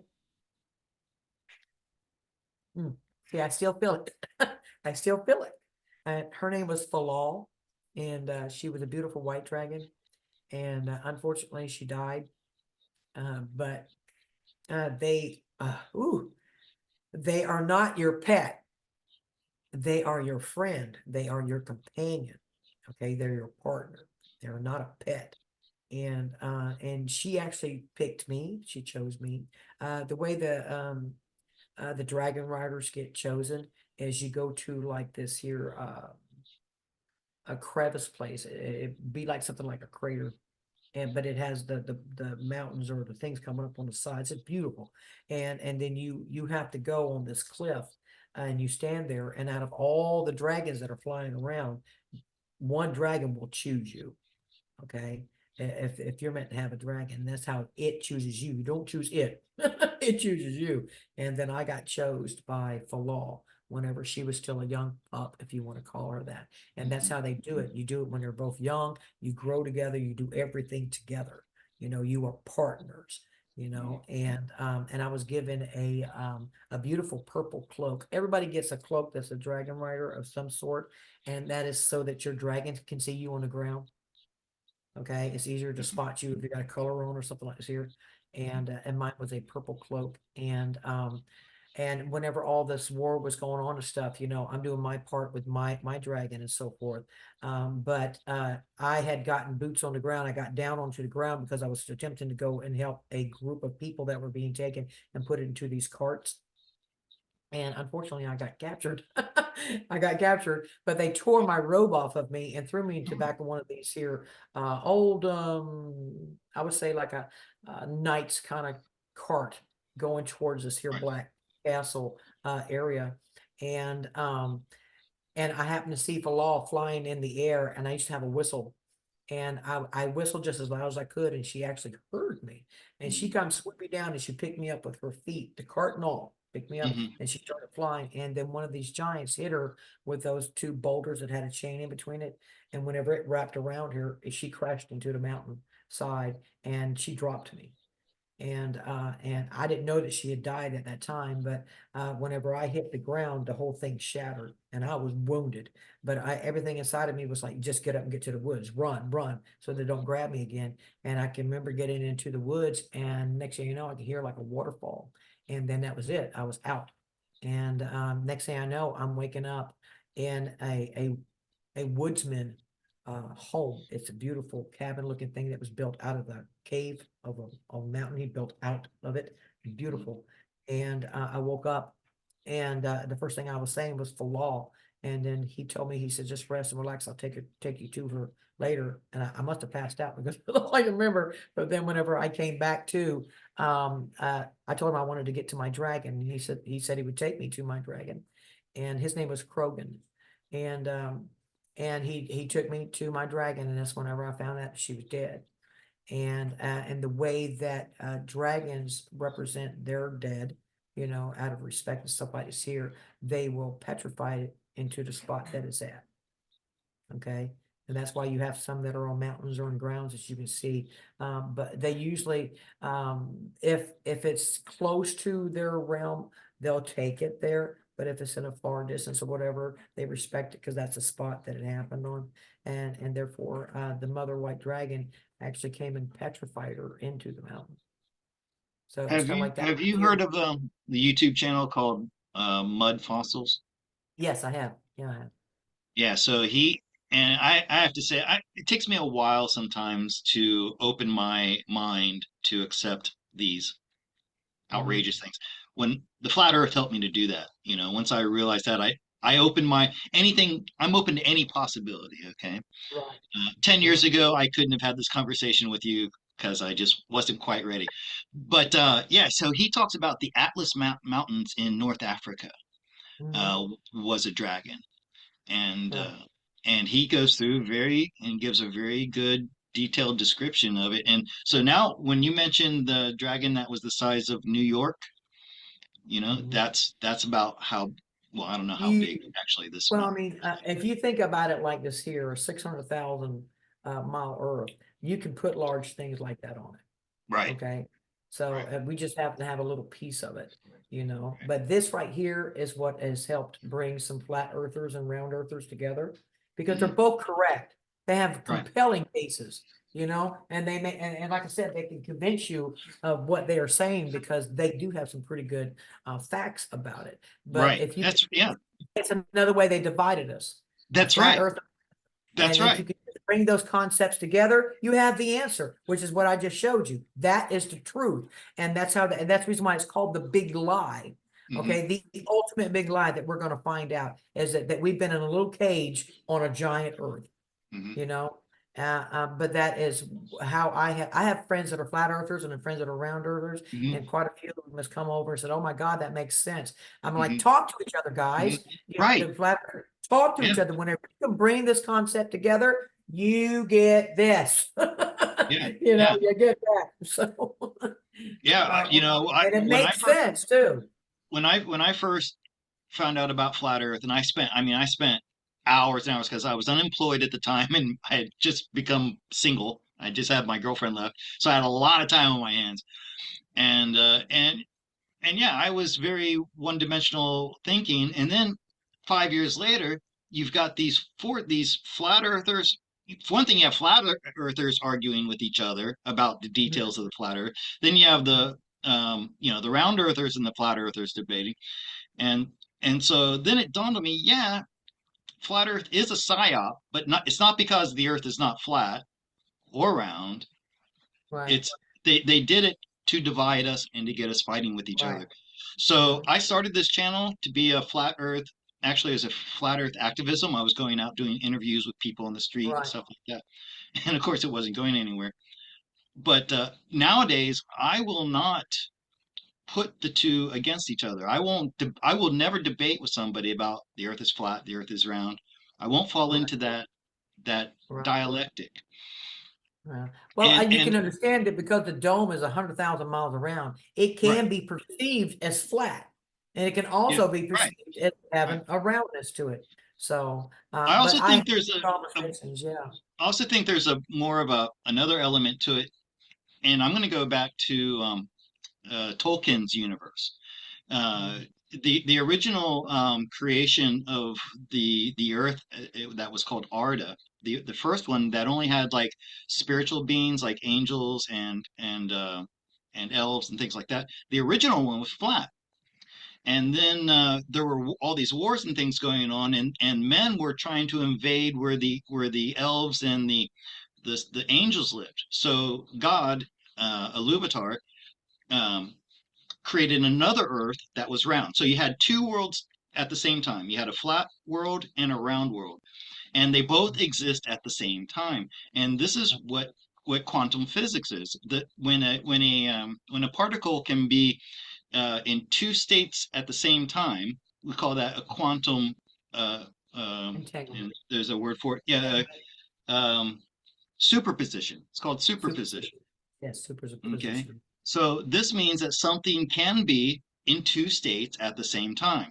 This is why Right. I don't have a cognitive dissonance anymore. Is the earth flat? Is it round? Yes. The answer is yes to Yes, both of those. exactly. That's exactly it. Yeah. I actually had a dude that was telling me, he resonates with everything me and Honey says and all this kind of good stuff. And he was really, of sound mind. I mean, he's very smart, logical and stuff like this here. But he said that he wanted to speak to me because there was one difference that he was experiencing that nobody else was experiencing. I said, okay, what is it, my brother?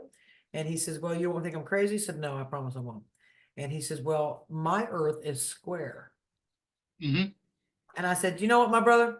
I want you to send me an invitation, take pictures and have fun because I think that's fascinating. He said, you don't think I'm crazy? I said, no, I don't limit God. I said, there's people out there that believe in the flat earth. Well, I want to go visit that too. Let them send me an invitation. I'll be glad to go visit, but that's not what I resonate with. But I also know it still exists. Hmm. Okay, don't limit God. So, and he felt like so relieved because he thought for sure that, he told me a secret like that I would judge him. No, my brother, that sounds awesome. I think that's actually pretty cool. As part of the So, sacred geometry, actually the dodecahedron, the square is the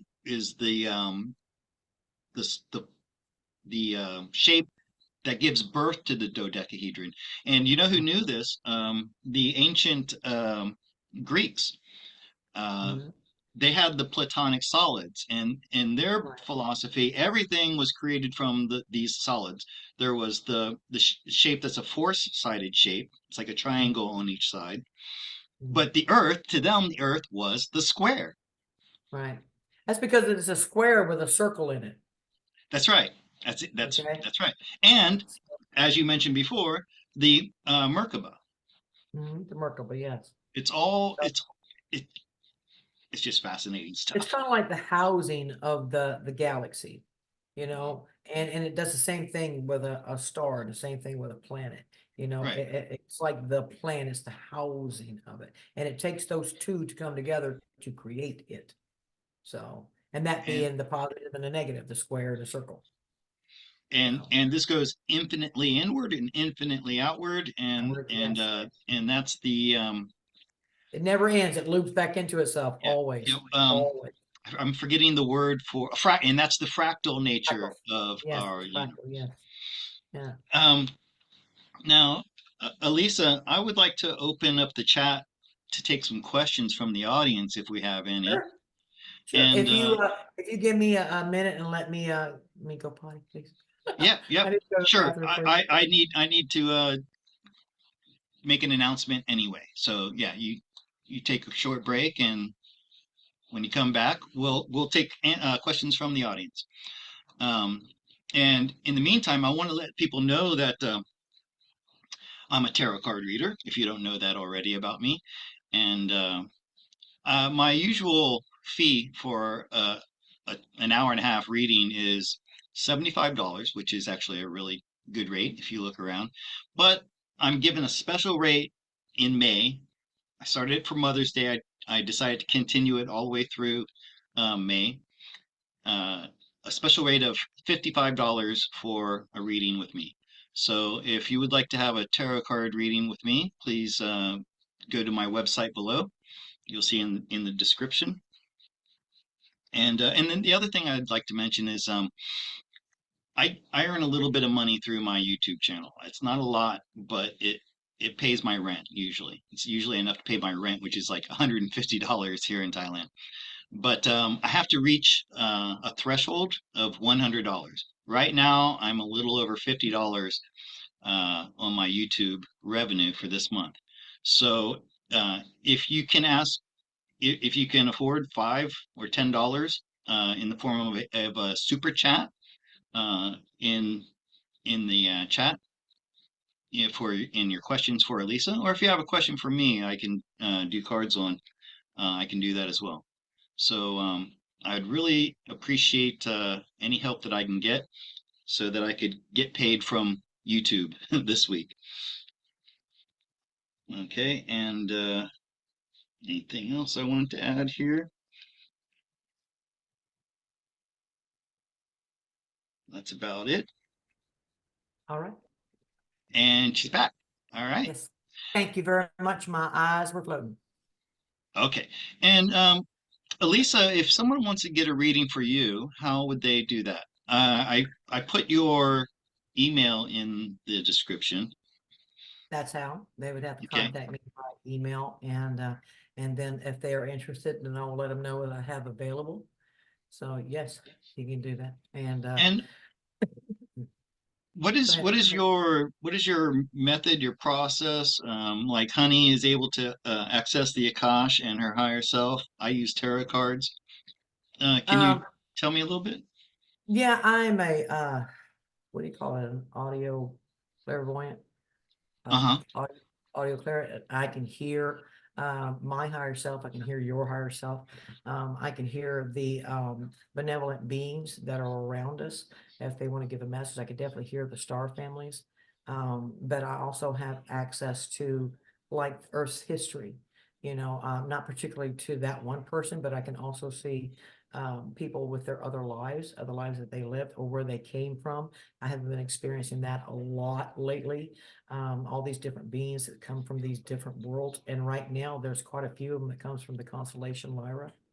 And I just find it fascinating that all of these wonderful beings are in these human body suits, waiting to be That's the cat activated. people. Lyra, right? They look Yeah, like the Lyra. cats. Yeah. Well, the Anazi and the Sinians do. The Anazi are more like a softer race than the lions. They're more slenderer. They have male and female, but they don't look like a lion. They look like a cat. Right, Okay, right. that's the Right. difference. And then the Sinians are half human, half Lyran. And they're very, very unique looking because, like a man, he has a beard, right? Well, it's very short hair that they have all over their body, almost like the hair that we have now, except it's a little bit more thicker. Mm. But they do have a very human look to them. They kind of look like the people in the movie Avatar, except their ears aren't that pointy, their nose aren't that wide, Mm. but they do have a very nice cat look them, and their snouts don't come out or nothing. They're actually to their face like a person. So, but they're a beautiful hybrid. And the Lyrans and the Palladians actually have done several of these here hybrid type beings. And but they didn't do it for nefarious reasons.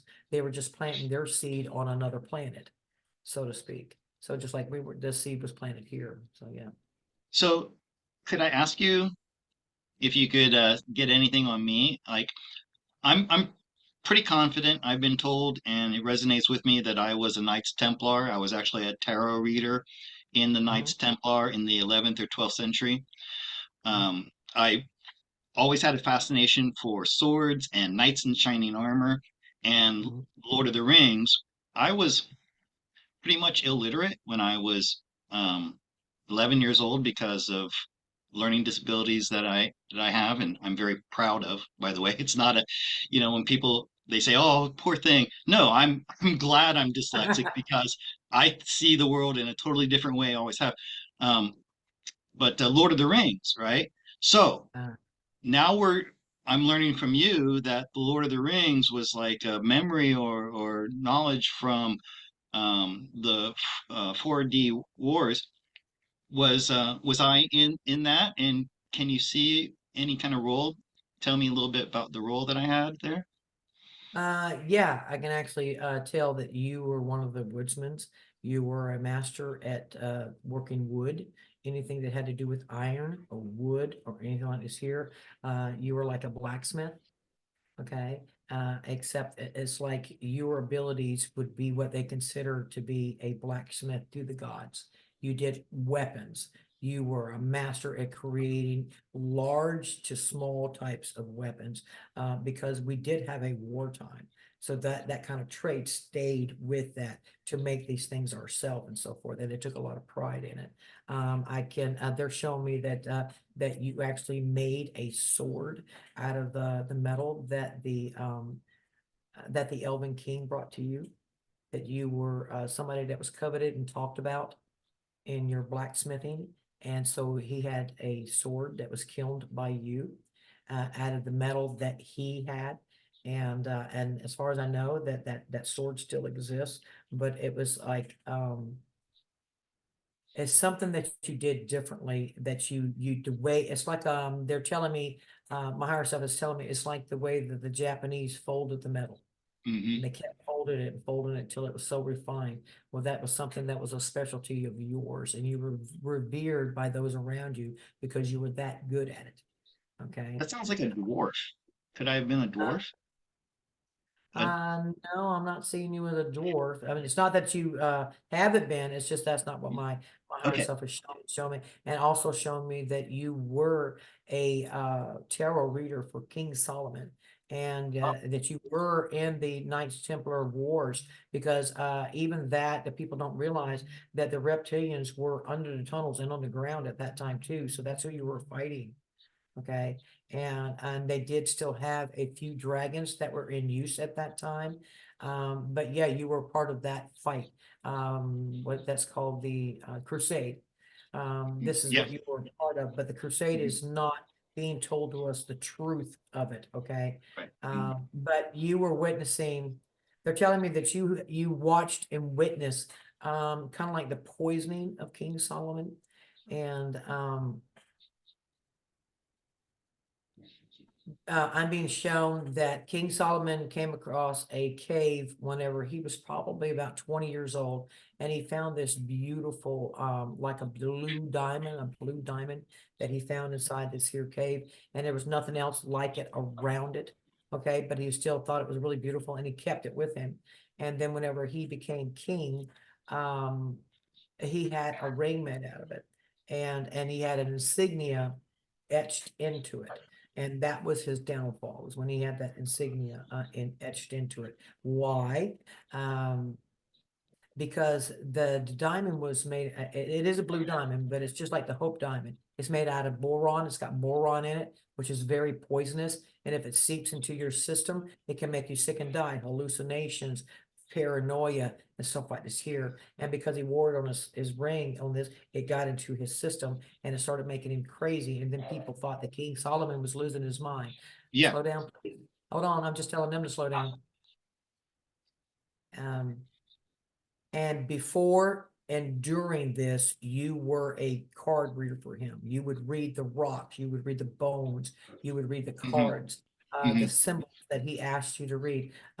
He would also ask you about dreams. Hmm. That's making me think of the one that Jacob, was it Jacob or Jason? No, in the Bible. He was Yeah. another one that Well, Daniel was the dream interpreter. yeah, yeah, Daniel. It's like that there, but he was asking you these things of you.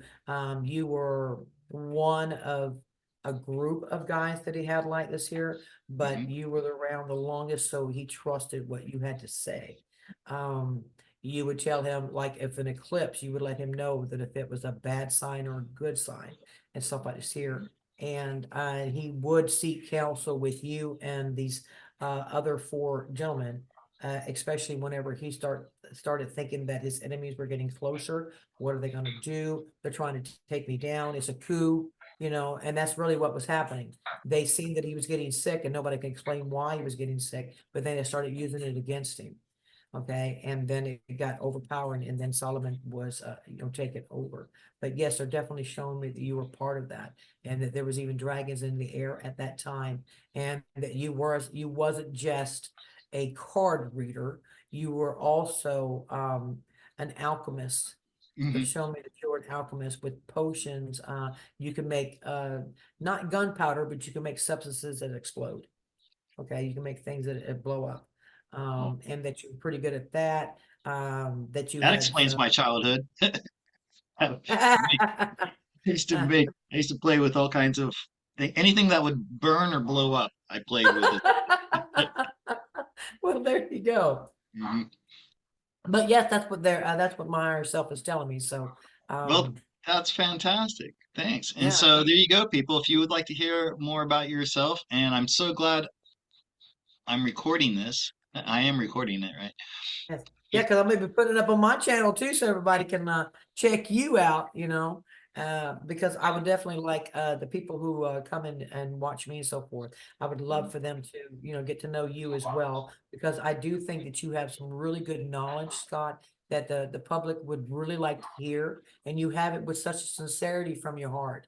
You're not being judgmental. You just want to be at a debate table to be able to talk about these things and come upon a logical conclusion.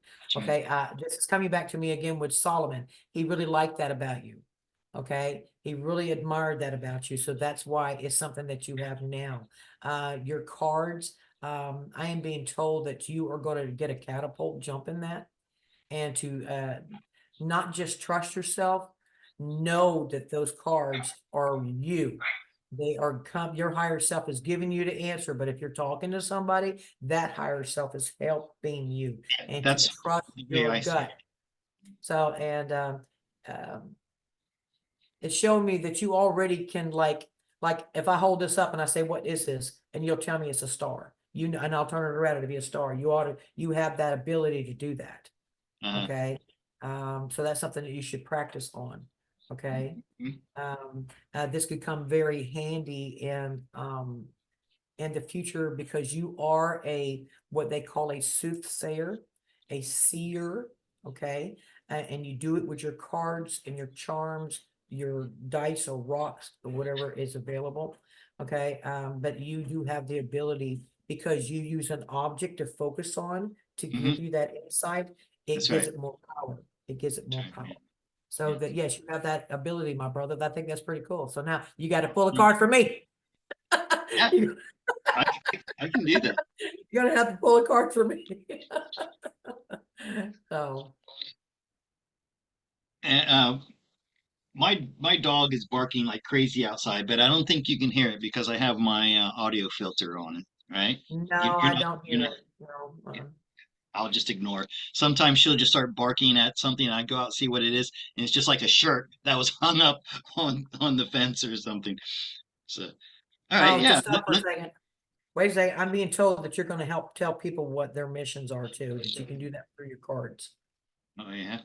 So, yeah. So that means you're gonna be like a life coach, so to speak. You can help them, guide them. Well, the first time I picked up a deck of tarot cards, I was about 30. I was in my early 30s. I just found it stuck away back in the closet in my sister's. I don't know why I was in my sister's closet, but I found it, and she wasn't doing anything with it. And I said, "Hey, I'm really interested in this. Mind if I take a look at it?" She's like, "Oh, go ahead." So I read the pamphlet for a while. I did some readings for myself that blew me away. And then a friend of hers came over, and this is the first time I ever did a reading for somebody else.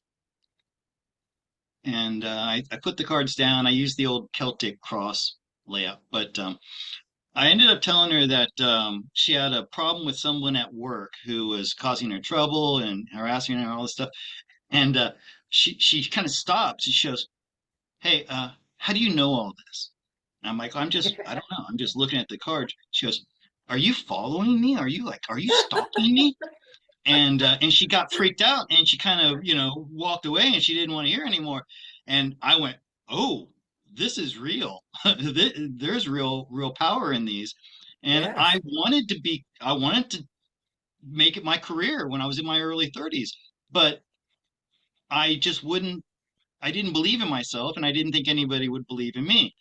Fast forward to 2020 and the pandemic happens and I lose my job as a teacher. Mhm. And I'd been watching Janine for a couple years. I thought to myself, I can do this. I know I can do this. But it really helps to hear what you say, um, because I don't know when I'm reading cards. I don't know what the other person's hearing. I don't know how it relates to them. It's just stuff I'm saying. and then they go, oh wow, that's amazing. And then they'll come back to me weeks or months later and they'll say, hey, this thing you told me really came true. And so I need confidence in myself. So you Right. telling me that helped a lot. So I've shuffled the cards and I'm just going to do a one cut here and pull a card and see what we get. I'm always like, oh, I don't know what it's going to be. So let's see.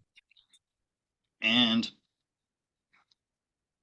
all right, Uh, so the Eight of Cups, and I'm my getting favorite number.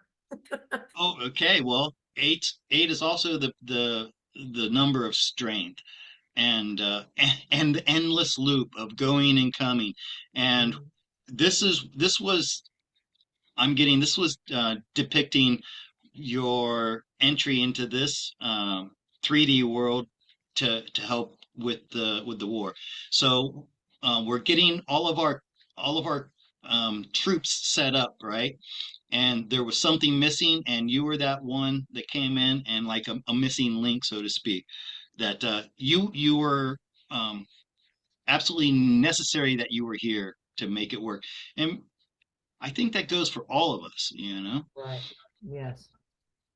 Yeah, I want to say something. You were talking about how we're all an aspect of God and we're all creating our own reality. And when you get to the point where you this isn't just a cool idea that you're playing with, you really know this and you make it a part of you, then you'll find that the universe is giving you these little things that are only for you. And for me, it was when you mentioned the dragon in the video game that had the Mhm. same name as the one that you knew. Things like that. That's Yeah. something that's something that only made sense to Alisa. Anybody Mhm. else, it wouldn't have. And this is what happens to me all the time. And this is how I know that I'm living in a reality that is of my own creation. And Yeah. I'm the lead role in it, just like Mhm. Alisa is the lead role in hers, and you're the lead role in ours. Mhm. So, anyways, I just want to share that. As long as you have that loving, open heart, like even with your readings, it's you really, you love your brothers and sisters and you want to help them, God's going to help you with the answers because he understands your brother and sister is looking for an answer, you know. That's right. So as long as it's not evil or nefarious, I wouldn't be concerned with it. Anything that's fear-based is a lie. Okay, it's to take Right. you away from the love that you are. Right. I know that's hard to do in this world, but Yeah. that is very, very true. But because we got so used to negativity being around us, we just accept it instead of keeping it at a distance. But the more love that you allow yourself to be like that glass of love that fills up, the further those things get away from you. They can't come around you. Yeah. Like mosquitoes and low density frequency things like that, yours get so high, it can't come around you. It has to go away from you. And the same thing with anybody else, person, place, or thing. It has to go away from you because it cannot be around your energy. I was So, trying to explain this to Cherie. She's the one who was asking about the sun yeah, because thank you for that. the the source of her questioning about the sun, and Cherie, I love you, and this is not a judgment on you, but it comes from a place of fear. And you know, I don't I don't know about everybody else's world, but in my world, things like demonic possessions don't happen anymore. They're Right. you know, the torture of little ones for the secretions that they give in my world, that stuff's over. We have Oh, yeah, won me the too. war. Yeah. It's just a matter of people being able to accept the new reality that we're in. There's Yeah. in my And it's little I good live advice not to be digging up bones, okay? It's good in, advice not to be digging up bones. We've already been through it. It's already been mhm, won. It's already been succeeded, but it is part of things that happen. So whenever people start asking me questions about that, I understand that they have a curiosity about them. And because of it's being so fear-based in a shocking kind of way, of course they're going to have questions. It's just that I try to do my best to be understanding about that yeah, because they might yeah, not know, but to answer the question, but keep leading them forwards. to more focus on positive stuff. Okay, I don't mind answering the questions, just like I was talking about those wars, a lot of devastation in it. And that could probably, scare the crap out of some people. But if you look at it as it's just a fascinating story, it helps you get through it a lot easier. Okay, it is part of history, but answer the questions at your best that you can, Scott, when somebody asks you these questions, or even if you think that it's far-fetched or whatever, just understand that's a version of you that's asking you something, and your response makes all the difference in the world. Everybody tells the truth. I don't care if they think they got pink elephants in their backyard. That's their belief, and we Right. have no right to take that away from them. Right. But we got to learn how to get them to come over to the other side, so to speak, slowly but surely, and do it with love and grace, because we don't want to hurt them or shock them or lose them. And that's what a lot of people have done. They battle back and forth. No, you're wrong. No, I'm right. Whatever. Or I don't got time to listen to a crazy question like that there. But it's that patience, like Jesus did. It's a good story. He even sat with his enemies and he kept calm, cool, and collective. And that's what we're supposed to do, and understand it. They just don't know what we know yet. So. Okay, well, Alyssa, it's past 11 at night where you're at, so I'm guessing you're probably getting tired. And Well, I would like for you to pronounce my name one more time. oh, Alisa, I know. Yeah. I just wanted to make sure it's I it's because a lot of people Alisa, do say I Alyssa. know it's Alisa, and I don't know why I put that double S in there just now because I know what it Oh, is, and I apologize for that. But thank you so much for taking the time to share this information with me and my viewers. Um, and I'll have you back again, and we'll hear yeah, more, or you can give us regale yeah. us with Well, another tale. thank you, Scott, for inviting me, and I have enjoyed it, my friend. I do like to let people know about that war and just the story of it, so that maybe it triggers something or opens up something, a memory or whatever. That not to scare them, is to remind them that they are a warrior that won that battle, and I need them to wake up now. Mm-hmm. You That's know, right. that's part of our mission. And I am really glad that Honey introduced us. I am very thankful. Honey C. Golden is she is such a wonderful woman, and I'm really proud to call her my friend. Because she allowed me to use her platform to come out and be able to tell all this information to our brothers and sisters. And she is just loved and adored by so many, because of she has such a warm, calm presence about her, and she makes everybody feel very relaxed, very comfortable. And I think that's a wonderful aspect of her. So. Well, I resonate with her so much. The reason I needed to get to know her and have a personal relationship with her was because I would be doing readings on something like the earthquake that happened or this or that or whatever. And Mhm. oftentimes my readings would go against what a lot of YouTubers were saying. But I noticed Honey was agreeing, like she was seeing the same things I was seeing. So that's when I realized that she and I are cut from the same cloth, so to speak. I feel like she's my sister, that or Yeah. my family from another life. Star And Family, or I should say Soul Group. yeah, And yeah. whenever I had gotten to see Gaia from space, and her what is the big lie, but the truth of what she looks like and everything, I was like, when I got back here, I tested the waters, and nobody would just really care to hear what I had to say, and that went on for a little over a year. And I said, God, please put somebody in front of me that's seen what I've seen. And lo and behold, there was Honey. Yeah, right. And we've been friends ever since. So. And you have a class on her website, is that right? I saw No, I that. used to have a class Okay. on her website, but things have taken a big change for her side of the world and mine. Hmm. And now that she's doing things a lot differently. Hmm. We did have some friends that fell away, but that's Yeah, okay. yeah. And I know they'll be back. I So went I through have, something independently at the exact same time that she was going through. That what happened to her happened to me. I don't want to mention any names, but right.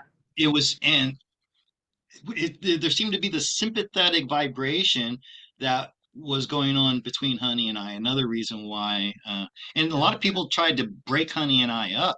Like people there, and people were drawing line, and I will not participate in any divisiveness like that at Right. all. When I Exactly. see it coming from somebody, then that's it. You're not in Yeah, my it sphere of was totally reality. different whenever I came back and contacted her about putting out this information. That's whenever I had found out that things had changed drastically.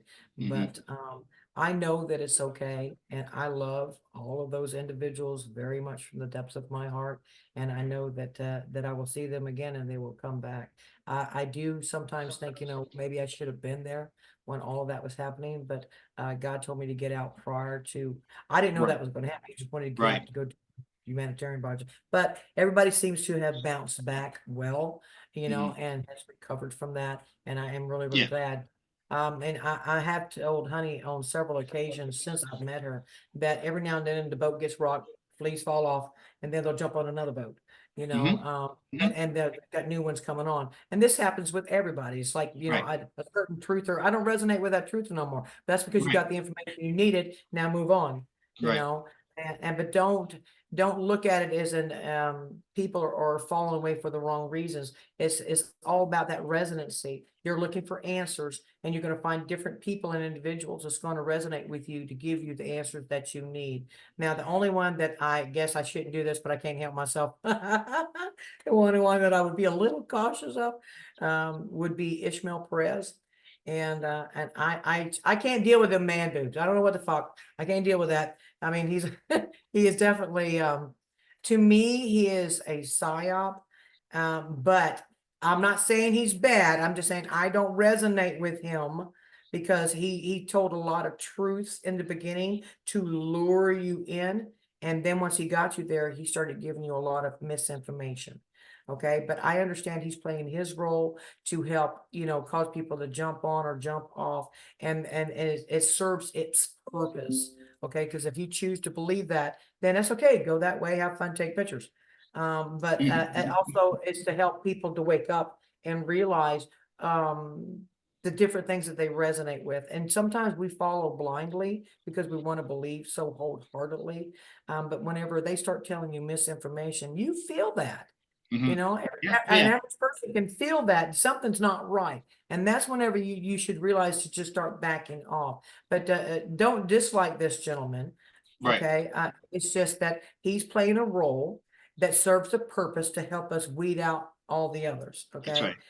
Whether we like it or not, he's serving a purpose. By the So way, I agree with you, and you said his name once. That's enough. I'm not going to repeat it, but that's right. I got the same exact thing from him, and I also found it fascinating that he's a very handsome, very well built man, and all of a sudden, Uh, all these women were. That's right. He's eye candy. He's eye candy. And as I told Yeah, these ladies, I said, let me tell you something. Candy is dandy, but sex will rot your teeth. But that'll rot your brain. yeah. So, because they are so wrapped up in his adornedness, I don't care. I don't like those man boobs. I'm sorry. And then His when I boobs are bigger than mine. I don't want to talk to him. So, and then when I heard Alex Collier talk oh, I about it, love Alex. I do. I love Alex. yeah, you two must have been together in those other wars and those other. I would really love to sit down and talk with him and meet him because he's been doing this a lot longer than I have. Well, the you two together would Oh, be. I would love it. I would really, really would love to be able to talk to him So and look. just change stories back and Hmm. forth, because he has a lot of knowledge and a lot of patience. He's been doing this a lot longer, and he knows how hard it is that it's been to wake up our brothers and sisters. Hmm. I see sometimes he still gets a little aggravated, but he keeps pushing forwards. I am so proud of my brother, but I really, really think that me and him would hit it off really well because What do he you seems like he's on the earth. what do you think about David Icke? I think David Icke is very interesting. He is fascinating on different aspects because he's like been in the room with all that stuff, and then he came out to let us know about this here, and he has been attacked so many different times because of him trying to get out there and tell the truth as well. And they have done some things to him, but thank goodness that he has some good guardian angels that has gotten him to this point. He is not chipped. He's not a psyop. He's not a Amazing. clone. He is the Just real amazing. deal. Okay. He has a lot of, it might get aggravating to some people to listen to him, but that man has some good knowledge. You know, if Mhm. you just have the patience to listen to him, he drops some what I call shock bombs. So, He was not daunted at all when Flat Earth it came into the scene. Unlike David Wilcock, who could never get the two things in his mind at the same time. When I saw, yeah, this is what I'm talking about, how it's flat and it's round at the same time. You just have to wrap your head around that. David Icke didn't right. have a problem with it. I had so much respect for him when I saw that.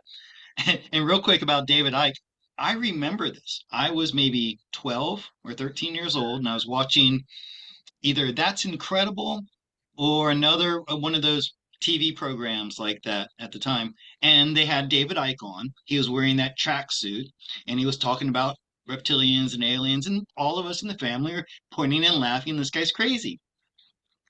20 years or whatever, however long later, when I know all this stuff exists now, and like he comes back into my radar, I'm like, holy shit, David was right about this stuff. And he was talking about like what they were doing with little people, young people and stuff like that, way back before anybody was Yeah. talking about it. So Mhm. how great is it that he's vindicated now? And like you said, he's stuck with it. You know, how long's it been? 35, 40 years, Yeah, with David since he. Icke, yeah, it's been about 40 years, and Mhm. with Alex, he's been doing this, I think he said for about 30 years now. I So, remember from the moment like the first time I got YouTube, he was one of the first things that I ever found. So, and that yeah, was it would be back my in honor to meet 2008. Alex. Yeah, I would, and I wouldn't mind meeting Dr. Sala, because I think that he is a really smart man. I like the way he approaches it with a investigative attitude, and but he is open-minded. He's kind of like the professor that is researching this stuff to prove it's true. He came from non-believer to where he's at now, but he did it as in a scientific kind of way, a doctor kind of way, and that's been very helpful. I do think that he's a little mundane sometimes, a little slow. In other words, his presentation, but that's Mhm. his age, I'm sure. And I want to shave his caterpillar eyebrows, but that's okay. So, he's got those caterpillar eyebrows, but I do think that he's a fascinating gentleman as Is well. is he behind exopolitics? Is Yes, that exopolitics. Yes. okay? Oh, Mhm. I Yeah. actually remembered that. Yeah. Um, all right. Well, my legs are getting a little sore from sitting here. Yeah, mine is too. So, but again, Scott, thank you very much, my friend. I have enjoyed this. And if Well, you we're want to gonna do do it, this again. Okay. yes, absolutely. And So, and and maybe it'd be fun to have Honey on at the same time. Get three of us yeah. together. Yeah, that would be very cool. That way we could bounce off of each other. That'd be wonderful. I got another show coming up next week with a gentleman out of Washington State, and that's all about UFOs. So, and I was Okay, telling great. you that I was going to talk to you tonight. I said, well, I'm talking to my friend Scott Sunday night about dragons, and then I'm turning around and talking about UFOs. So I'm going from one extreme to the other. So that's going to be an interesting conversation too. So Well, real quick, do you mind if I keep you just for another minute since you mentioned that's all this? right. About 2.5 years ago, I was outside and I had my little wading pool set up, and I got back in my pool with a gin and tonic, and I looked to the east towards this big. It's like kind of like a pyramid in Buddhist they have these chetis. They're called chetis or Mhm. stupas, and this Yes, one there is. is the biggest and one of the oldest in all of Asia. And it's like almost a stone's throw away from my house. And so I'm looking in Wow. that direction, and it was a cloudy, very cloudy day, and so there were no real features. And then I noticed right over what would have been the Chetty was a shape of a triangle embedded in the clouds. And Wow. immediately I thought to myself, that's not natural because it was a perfect equal sided triangle. And I said, Wow. hey, and so I started because I know that we can have telepathic communication with them. I said, hey, is that you guys up there? Is that my star family? And if so, can you show me a little bit about yourself? Prove, confirm it for me. And just as Right. I had made that thought, the peak of the triangle, the clouds cleared away, and I was able to see a slate gray, metallic like surface. And then Nice. almost immediately the clouds came in. And I was wondering, could you tell me? I didn't feel like they were there specifically for me because of where they were parked over that Chetty. I know that Chetty must have some technology or some relic inside of it that's connected with them. Could you tell me who they were and why they were there? Um, well, I can tell you that because you've seen them, you were supposed to. Okay. Okay. I am getting also that that is a like a first kind of a contact, just for you to notice it. Hmm. Okay. And to see how you would react. Okay. Whether it give you a negative reaction or a positive reaction, but I'm getting that it gave you a curiosity, a thought, feeling. But yeah, that's kind of like testing the waters Hmm. and to see how you reacted to it. Okay, hold on a second. It is part of your star family. Okay. Oh, okay. Thank you very much. You're actually a Tartarian, Oh, and because you've been here through this cycle on certain things, but then there was a time where you got shot out, you escaped from the reincarnation, and right. and That's because you've I knew experienced that by the why way. you got brought back in. But yeah, wow, that's pretty interesting. So, do you have any questions about that? Yeah, Um, well, like I said, I had that question in the back of my mind, and I wanted to bring it up, and you reminded me of it when you mentioned the UFOs. Also, yeah. in 2012, right around December 25th of I'm sorry, 23rd of 2012, I had a uh, dream of they were saucer shapes, and they were coming down all over the earth. And I was running outside yelling, "I told you! I told you!" So Yeah, I I'm told you so. waiting for I that. told you so. And now that I Yeah. know that they're on the outside the ice wall or Uh, the Antarctic ring, and they're waiting to come in, I'm waiting for that day. well, I'm definitely being told that you are a Tartarian. You're from that lineage. Over in Tartaria, they don't have last names like we do. Hmm. It would be like Scott from the house of Waldorf, you Right, know, right. meaning that your great grandfather, the first one who started that house, would be the name that you carry with it. Hmm. Okay. Just it would be like, Alisa of South Carolina kind of Right, ordeal or right, something like that there, but there's not really no last name. But they're right. telling me that you are a Tartarian. That was what you were before you carnated here. Okay. And again, you were again, they're showing me that you dealt in the sorceries of alchemy, that you're really good about putting things together. Um, and that you continue to be a soothsayer, a fortune teller kind of ordeal, even in the advancement of Tartaria. Hmm. So, and that's a gift that even people find it, they still seek it even there. Yeah, Because there's still those of us who do. We just do. We seek that kind of stuff. And that's why that you were chosen here is because you can be like a life coach. You can see things, you can answer their questions, you can give them direction, and my higher self is saying, trust yourself. mm, I'm not going to lead you wrong. Trust yourself. mm. I, And this is going to be an ability. So yeah. I've been doing that pretty much my whole life. Um, I I I would meet people who are going through something really difficult and didn't even know them, would talk to them for a little while. I can remember this one particular time I was in a bar in a bowling alley by myself, and this guy was going through a really like an existential crisis, and Right. I just felt like I could help him.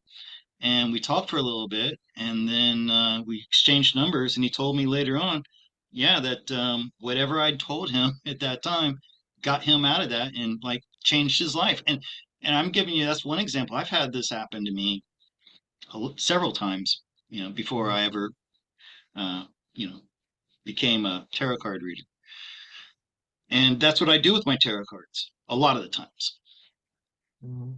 Well, All that's right. good. Go ahead and trust that in yourself, and know that you're not alone, that your higher self is coming down in you to be able to assist you with these things, and to I'm being told to ask for that presence before you do your card readings.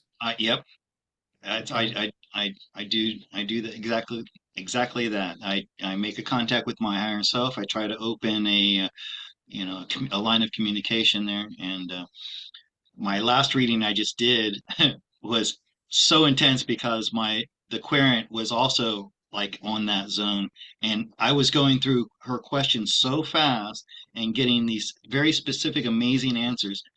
I wish that happened every time, but sometimes Yeah. people are a little bit more closed off. Their Right. higher Just self like when is I do more. my readings, if their aura is dull looking, it's harder for me to read them because they're blocking it.